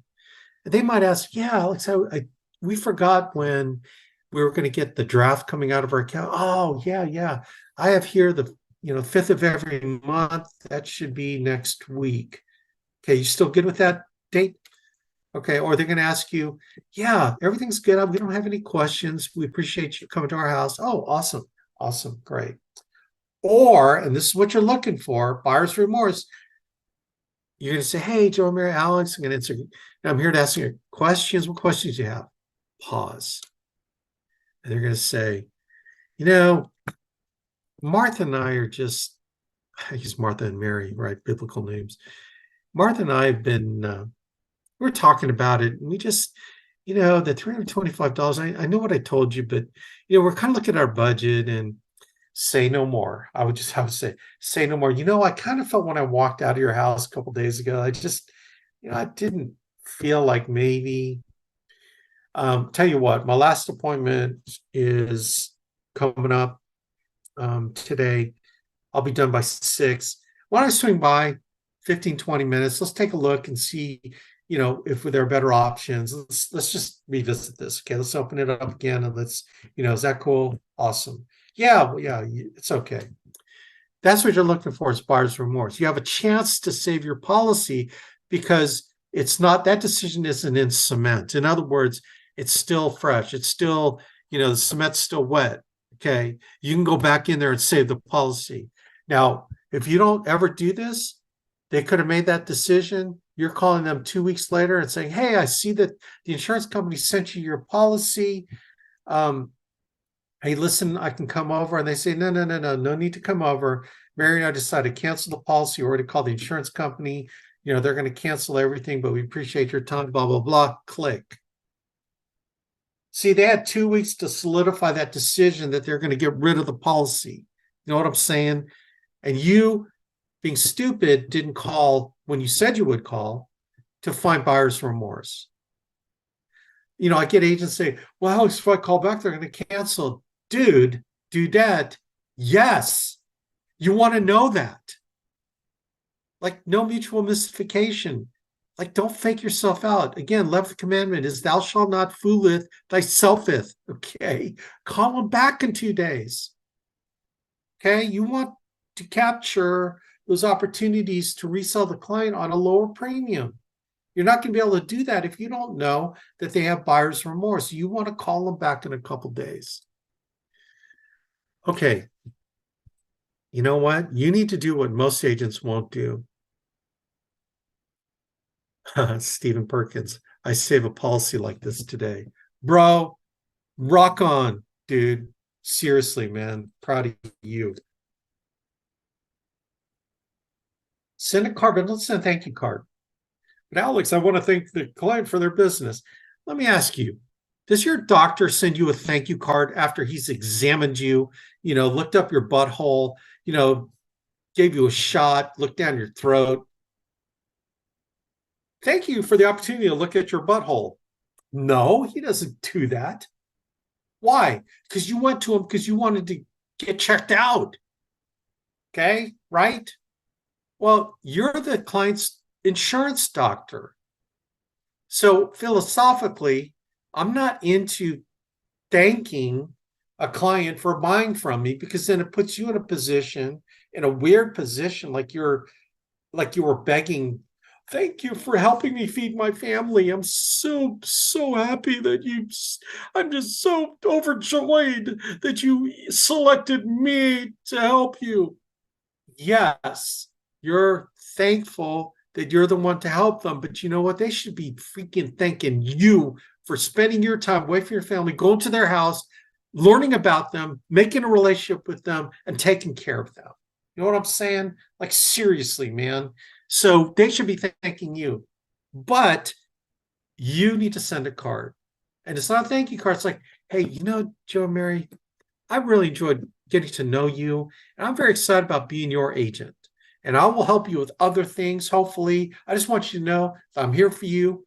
Anything that you need, let me know. If you need some advice on anything, I'm here. You don't thank them, but you say, I appreciate the opportunity to sit down with you and help you guys out. Okay? Do that.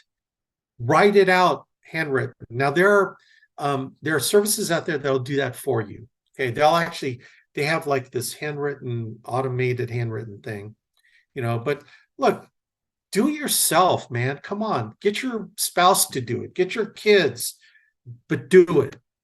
Because why? Because you will put yourself above 95% of other agents. I'm telling you what, man, agents, they're generally lazy. If you start doing this stuff, you put yourself in a different category of agent because you care. Okay. And then something that we've always done is we've done holiday cards to our clients. Okay. And my clients have watched my kids grow up from little to now we put them on our Christmas card list. But Alex, I've got 700 clients. But Alex, it's going to be expensive. And dude, do that. Seriously, you're questioning the veracity, it's like, seriously. I don't care if it costs you $700. Because why? Because that client's going to turn into an annuity. It's going to turn a Medicare policy. It's going to turn a state plan. It's going to turn into assets under management. It's going to turn into multiple sales. So don't be so short-sighted in being so frugal. It's an investment in your future. Like, don't be a wimp, man. Put them on your holiday card list. Picture cards are the best. Okay? They appreciate it. All right? Holiday cards. It could be Christmas cards, Easter cards, whatever you want to do. Okay? Whatever. But send something. If this is a policy that's like a longer, like an IUL that takes because there's some underwriting going on, it's going to take a few weeks. Maybe the client has a issue that they have to request medical records. What you need to do is you need to check in with that client every dadgum week. You give them a call, say, hey, Joe, I know this IUL policy, it's going to be so great for you for tax-free retirement. I know you're putting in a couple thousand a month in it. I just want you to know that it's still in the underwriting process. They've requested your medical records from your doctor. And you know how it is. The medical records people are part-time. We're going to pound the phone. We might actually have you call the doctor's office to expedite it. Okay, I'll let you know if we need to do that. But I just want you to know things are progressing. You check with them every week, just to let them know things are progressing, because this could be a huge IUL where your commission is $25,000 on a really big IUL opportunity. Why leave it to chance? Some of these APSs will take 8 weeks, and the client hadn't heard from you in 8 weeks. They sat down with someone else and got this process started with someone else. You call them back going, hey, I saw that we got your medical records. It's in final underwriting. Oh, I thought we got declined. We're already going with another agent. They seem to have their process really down. I really like them a lot. Hey, appreciate your time. Click. Right? You just lost $25,000 in commissions because you did not check every week with the client. Just a phone call, that's all it is, or a text. Hey, just want you to know things are progressing. Okay, these are some of these longer ones that are going to be probably higher value ones, or if it's an annuity, hey, things are progressing, just want to let you know. Gang, don't leave anything to chance. If there's anything that's a bottom line here, never leave anything to chance. You leave it to chance, you are just begging for a chargeback. Okay? Personally deliver the policy. You know what? If you're doing in-home appointments, this is something you got to do. I don't care. People will disagree with me on this all day long, but I'm the one that's made 8 figures in this business, and they have not. So who are you going to listen to, me or some of these knucklehead agents that are like supposedly great producers, but their placement persistency sucks, where they've been almost fired by several carriers? It's like, deliver the dadgum policy. Sit down with the client. Say, hey, I saw that the carrier sent you your policy. Did you get that big envelope in the mail? Yeah, Alex, we got it. Hey, listen, I've got some time. You got time tonight? Why don't we open it up together, and I'm going to explain everything in it. Is that cool? Yeah, that's cool. Come on over. It's another touch point. It's another opportunity to get with the clients. It's another opportunity to create this great juju with them. And then what do? You do exactly what you did when you pre-deliver the policy. You go through all those same things. It's like deja vu, except it's going to have their name. It's going to have all their stuff on their policy. And here's the magic move. You're going to bring a 3x5 card. And you're going to ask the client, hey, Joe, Mary, just so I want to make sure, what were the reasons why you needed this policy? I'm going to write them here on this 3x5 card. So give me the first reason. Alex, I just want to make sure my family has the money to be able to pay the mortgage off, or to be able to take care of my funeral. Okay, so let me write this down. Make sure the family has the money to pay for the funeral. Can I add something in here, like, so they don't have to do a GoFundMe page? Is that cool to put that in, so they don't have to go through a GoFundMe? Okay, cool. Any other reasons why you can think of why you want this policy? Well, really, it's just give me peace of mind that my family's taken care of. Okay, so you're looking for peace of mind. So number 2, peace of mind. I'm putting them in this big Sharpie marker, the reasons on a 3x5 card. And I'm going to tell the client, you know what? Here's what I'm going to do. You take out your portable stapler. I'm going to put it right here in your policy, and I'm going to staple it here. So every time you look at your policy, you're reminded of why you got your policy. Is that cool? I'm just going to staple it on here. Click, click. There you go. Is that cool? Now, why do you do that? Because if they ever look at their policy and they think, oh, we need to get rid of this, I don't know if we can blah, blah, blah. They look on it and they see the top 2 reasons why they need this. It reminds them why they need this. Okay. They're going to see that and it's like, nah, you know what? We can $325. This is what we're going to do. Let's keep it. This is why you personally deliver a policy. This is why you're in control. This is why you're an agent that gives a crap about your client. So you make sure that the policy is going to stick and your client is fully served. Your job is to add value to the client's life. If you don't add value, then why should you get paid? You deserve a chargeback. Okay? And then, oh, Lord God, have mercy on me. Remind them about their first draft date. One of the reasons why people cancel is because they got drafted, they forgot. And then it got NSF. You got to call them and say, now, Joe and Mary, let me write down the draft date on your policy. Okay, the draft date is the 5th of every month. Okay, so your first draft is going to come out. Now, sometimes they cash the check already. Okay. But before I leave their house, I go, now, want to remind you, your check, they're gonna take the money out right away. Okay, so do you have this $325? Because when they receive the application, they're probably going to draft your account tomorrow or the next day. Is that going to be there? Is there any problem with that? Okay. Now, if they put a date in the future, like on the 15th of every month, okay, Joan, and it's today's like the 5th, I go, now I want you to put on your phone, can you put in your calendar, first draft, $325, can you put like a reminder alert and just put like 15-minute thing in your calendar to remind you that it's coming out tomorrow. So on the 14th, can you put that in your calendar so you remember? You know what I'm going to do? I'm going to call you maybe 3-4 days before the 15th, just to remind you that that draft's coming out. So you just make sure, because I don't want any surprises. I don't want you to be surprised, or I don't want you mad at me that you got a draft that you didn't think you were going to, and it's $325. That makes sense. So I'm going to remind you. But if you put it in your calendar with an alert that says 325 premium coming out, does that make sense, John Mary? You use technology. They probably got an iPhone or an Android. They can put reminders in there and just have them put the reminder. Now, they might be 80 years old and they have a flip phone. Okay, call them up. Does that make sense? Remind them first draft date. Gang, freaking cost sell other products. You sell them a hospital indemnity, an accident policy, a Medicare policy, a cancer, a heart attack, stroke policy. You added more opportunity, added more value to them. You become their, or an estate plan. Make $1,000, sell one of our estate plans to them. Lock it in by doing the cross-selling. Other products will lock that sale in.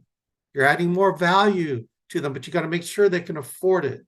Again, it's selling the value, not the coverage per se, or, not the amount of the coverage, or the sell the value, cross sell. I think I have some more here. Oh yeah, do annual reviews. Do annual reviews. Take advantage of the CRM system and the Alliance CRM system that reminds you which policies, which clients are up for annual reviews, which clients are turning 65 so you can do Medicare, or give them to Joy to do the Medicare for them, who's having birthdays, so send them a birthday card. Okay, the Alliance CRM is a great one for clients. Okay, but you can, get into Go High Level or some other CRM system that will send them emails. Hey, how you doing? Just automated emails. There's some really slick technology. Use technology, man, to your advantage. Oh man, it's 90 minutes. Okay, CRM. All right. I think that's it. Wow, this took, I didn't mean for this to take this long. Anyone got any questions? How many people are still on here? Did everyone leave? I don't even see how many are on. Anyway, gang. Oh yeah, I need to hit the participants. Anyone have any questions at all? I am animate about this because I have not been before. Okay, like I've been kind of letting it I've been lax about it before, and I'm no longer being lax about it. I'm militant, and I want you militant about running your business like a freaking business. You're a business person. You're the CEO, the CFO, and the COO of your agency. Okay, treat it like that, man. Don't be frivolous with this opportunity. Okay, you got to be as serious as a heart attack to take care of business the way you're supposed to. Okay, does that make sense? Don't compromise. No shortcuts. All right. Anyone have any questions? Alex, can you explain the process real quick of when someone says, "Oh, I think we need to reduce our premium"? Is it a matter of a phone call, or do you have to actually submit a new policy, or how does that work? I would just go in and I'd cancel the policy, or I call them later. I would call the carrier and tell them that we need to drop it, we need to reduce it. Okay. Sometimes you can unlock the signature, right? You can unlock the signature and then cancel the signature and revise the premium and then lock it back and then send it out again. If they've already signed for it, then you just call the carrier, say, hey, listen, we need to drop the premium.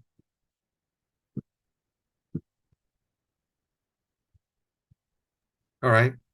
All right, thanks. Each carrier is going to be a little different. But here's the thing, like, I don't care what it takes. Okay. I don't care what you have to do. If they can't afford it, you need to bring it down. So every carrier is going to be a little bit different, right? Or you do it before you send the signature, get the signature sent out. You go over it again. Now you move that through to the beginning before you send the signatures out. Okay, you do that post sell before you hit the button. Okay. So good question. Anyone else?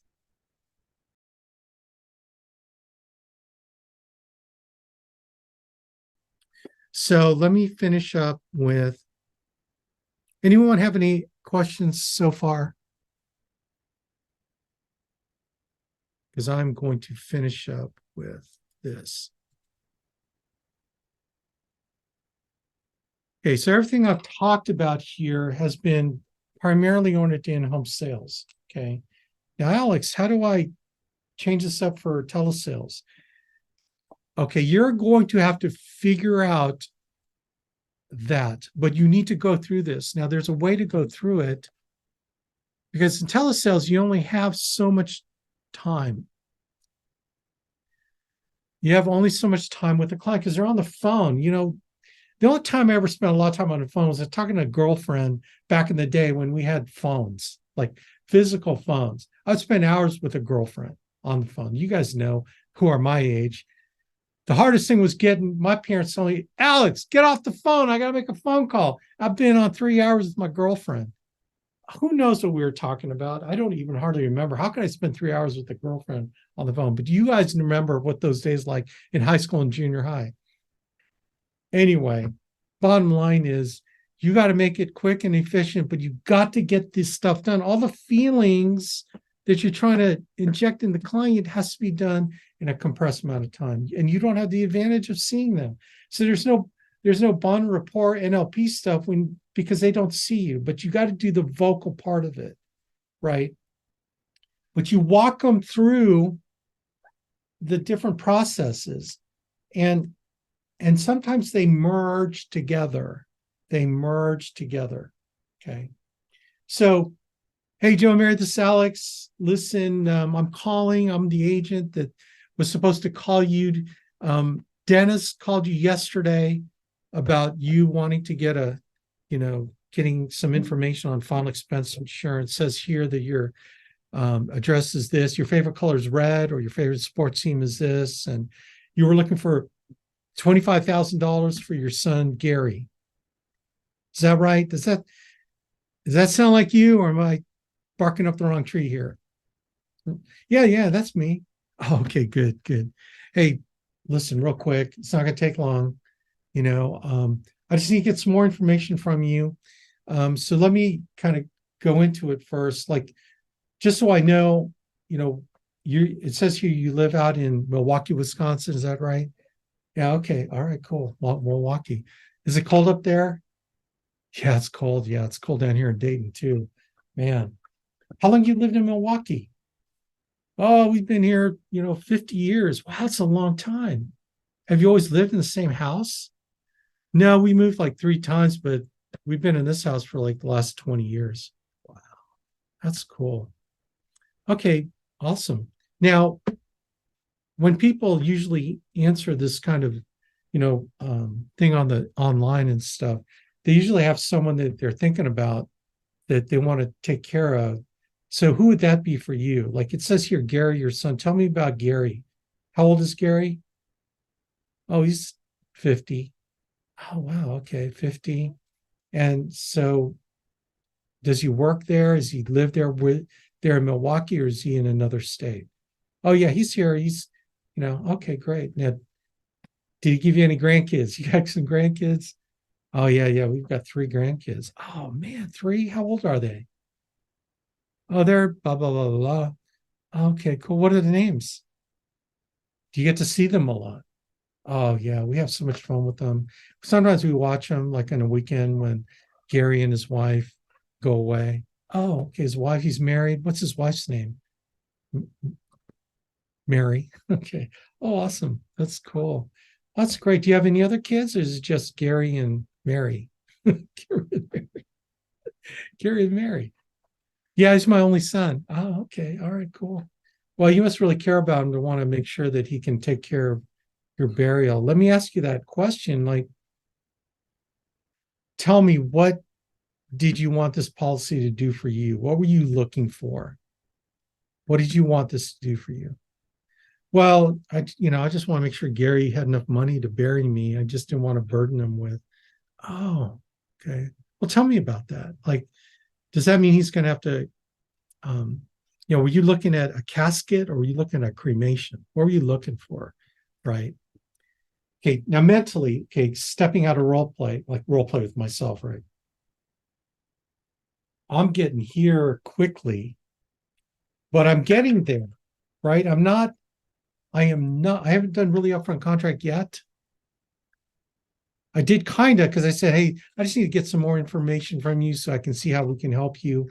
It's sort of like thrown in there, but it's not this big, hairy 2-minute thing. It's a 30-second thing, but I'm still walking him mentally through what's going to happen by this conversation. And then I'm finding out the pain. So tell me what happens. Like, you decide that we're not going to do this today, and you die tomorrow of a heart attack. So what's Gary going to have to do to, pay for your funeral and final expenses? Well, I'm not sure.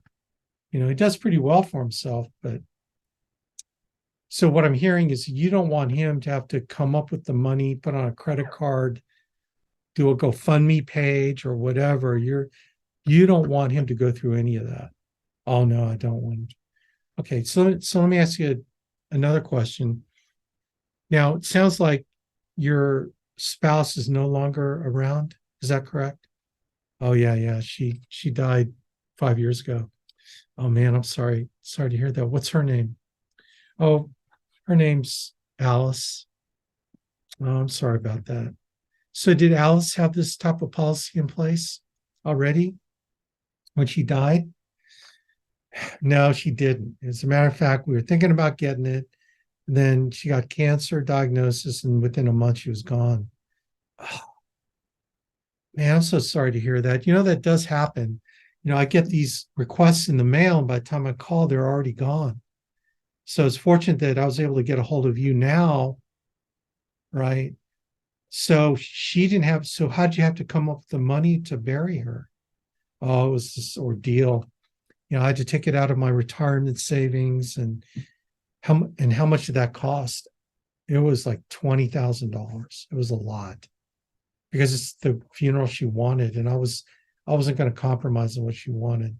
Wow, that's a lot of money. Yeah. So it sounds like you want your son Gary to make sure that doesn't happen to him. Is that right? Yeah, that's right. Okay, cool. Now, this is based on your age and health. Okay, so you're older. I don't know when's the last time you shopped for insurance. When's the last time you looked at any kind of insurance rates? It was about 10 years ago. Oh, okay. Did you put something in place 10 years ago? Yeah, it was a 10-year term. It's already over. So that's why I was thinking I need something for, just basic burial stuff. Okay. So just ballpark, kind of what budget range did you have in mind to take care of Gary and make sure Gary didn't have to come up with the money? Oh, well, I had, maybe about $100 a month I could afford. Okay, cool. All right. Well, let me tell you, this is not this long drawn out thing. We're probably going to be able to get a decision from the carrier pretty quickly, but that's the thing. We have to apply for it in order to get a decision from them. So you really can't determine whether you want this or need this until we know that you're qualified for it. So that's really the part here that I just want you to know. What I'm going to do, I'm going to ask you some questions about your health. And then we've got 50 carriers, and I'm going to come up with the best company. Then I'm going to give you some range of prices, maybe something lower than 100. I'm going to show you maybe something lower than that. I'm just going to give you some idea. And then all that we can do today is, I wish I could get this issued, but I can't. All we're going to do today is just see if you can get this approved. Okay, and that's all we're going to do. Now, in order to make sure that when we submit it today, that you're covered if you die between now and they make a decision, All I need is to fill it out with all your health information accurately. Then I'll need your bank account and social security number to make sure that you're who they say you are, who you say you are, so the insurance carrier can research you and make sure that you're the right person based on your prescription history. They're going to look up all your health information.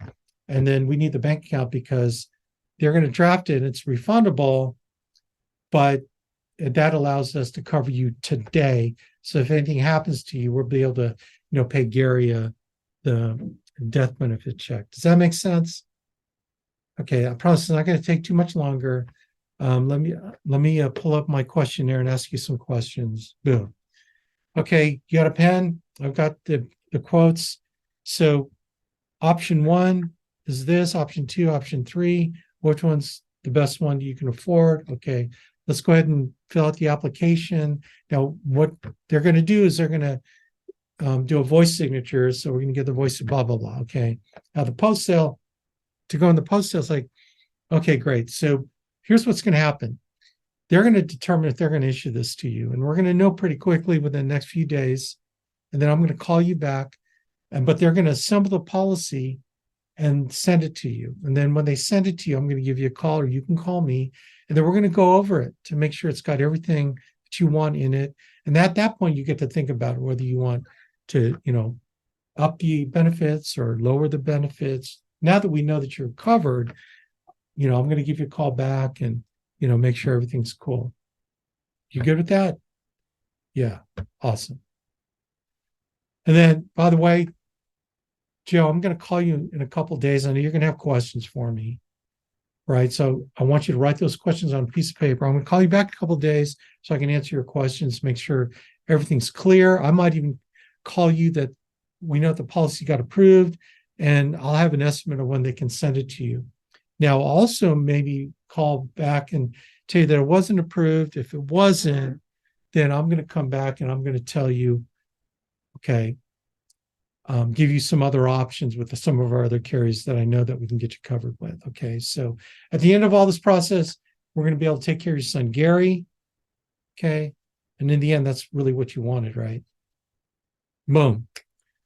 You did everything, but you did it in a very compressed time period, right? You said everything you needed to say through the submarine, right? You touched on it. Okay, you asked questions, you got his acknowledgement, and it sounded a little bit like I was kind of railroading him. I wasn't. I'm doing it quick for you now, but when you're in the heat of battle with a client, remember the clock is ticking. Not that you want to rush them through it, because some people will take the time with you because they really want it, but you don't want to give them the feeling that you're going to be like the window repair guy who's been in their house like 3 hours to sell windows. Okay, does that make sense? Does anyone have any questions on that?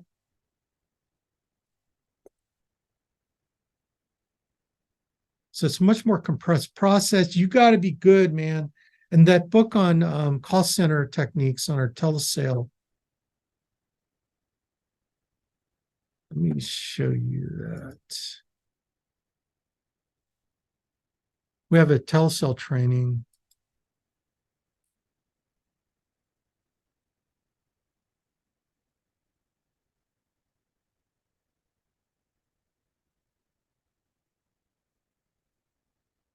It's down here. Well, I have that telesale button. You know what? I think it's on the main training page.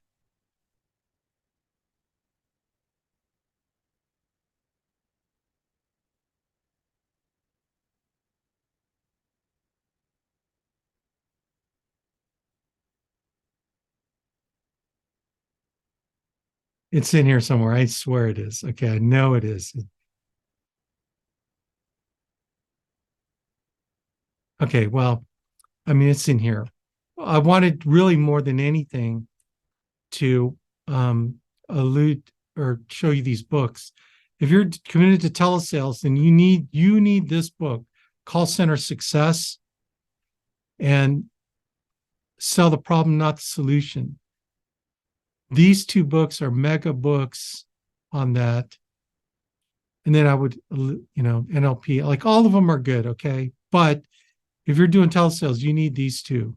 Okay, so they're here and I think they are available Audible. So if you go to Audible and if you look these up, I think they might be available as a download because that's a powerful tool to use to listen to it while you're reading it. Because when you read it and then hear it again, you double down on the learning. Okay, vice versa too. Okay, so I would recommend these two books. If you're really committed to telesales, you really this is the call center success really goes into the Sandler method, everything that we're talking about, the submarine. They talk about the submarine in here and the different tweaks you need to make on the phone call. Okay. So there you go. How long was this? We started at 11. Sorry, 2:30, 12, 1, 2. Oh my gosh, 3.5 hours. Jeez. Anyway, well, look, gang, I appreciate you being on. I certainly, my intention is not to waste your time. I wanted to really hit these hard because I want to just really emphasize the importance of getting these skills down, okay? And taking everyone through the process, whether it's telesale or in home, you got to have these concepts down. The only way to really do it is by practicing, by putting it into practice. And you get better and better and better and better. Again, if there's any place to focus on the bond and rapport and pain, and then get that decision wrapped down. Okay, how to say that properly. Okay, and all right, gang. Any last minute questions before I sign off? Thank you, Alex. All right. Hey, Carolyn. Thanks a lot, Alex. Great. Thanks, Alex. Appreciate it. All right, gang. Go Air Force, beat Army, because we're playing them today. I don't know if they might even be playing now. God bless everybody. Appreciate y'all, man. Anything I do for you, let me know. And let's rock this thing. God bless. See ya. Stop.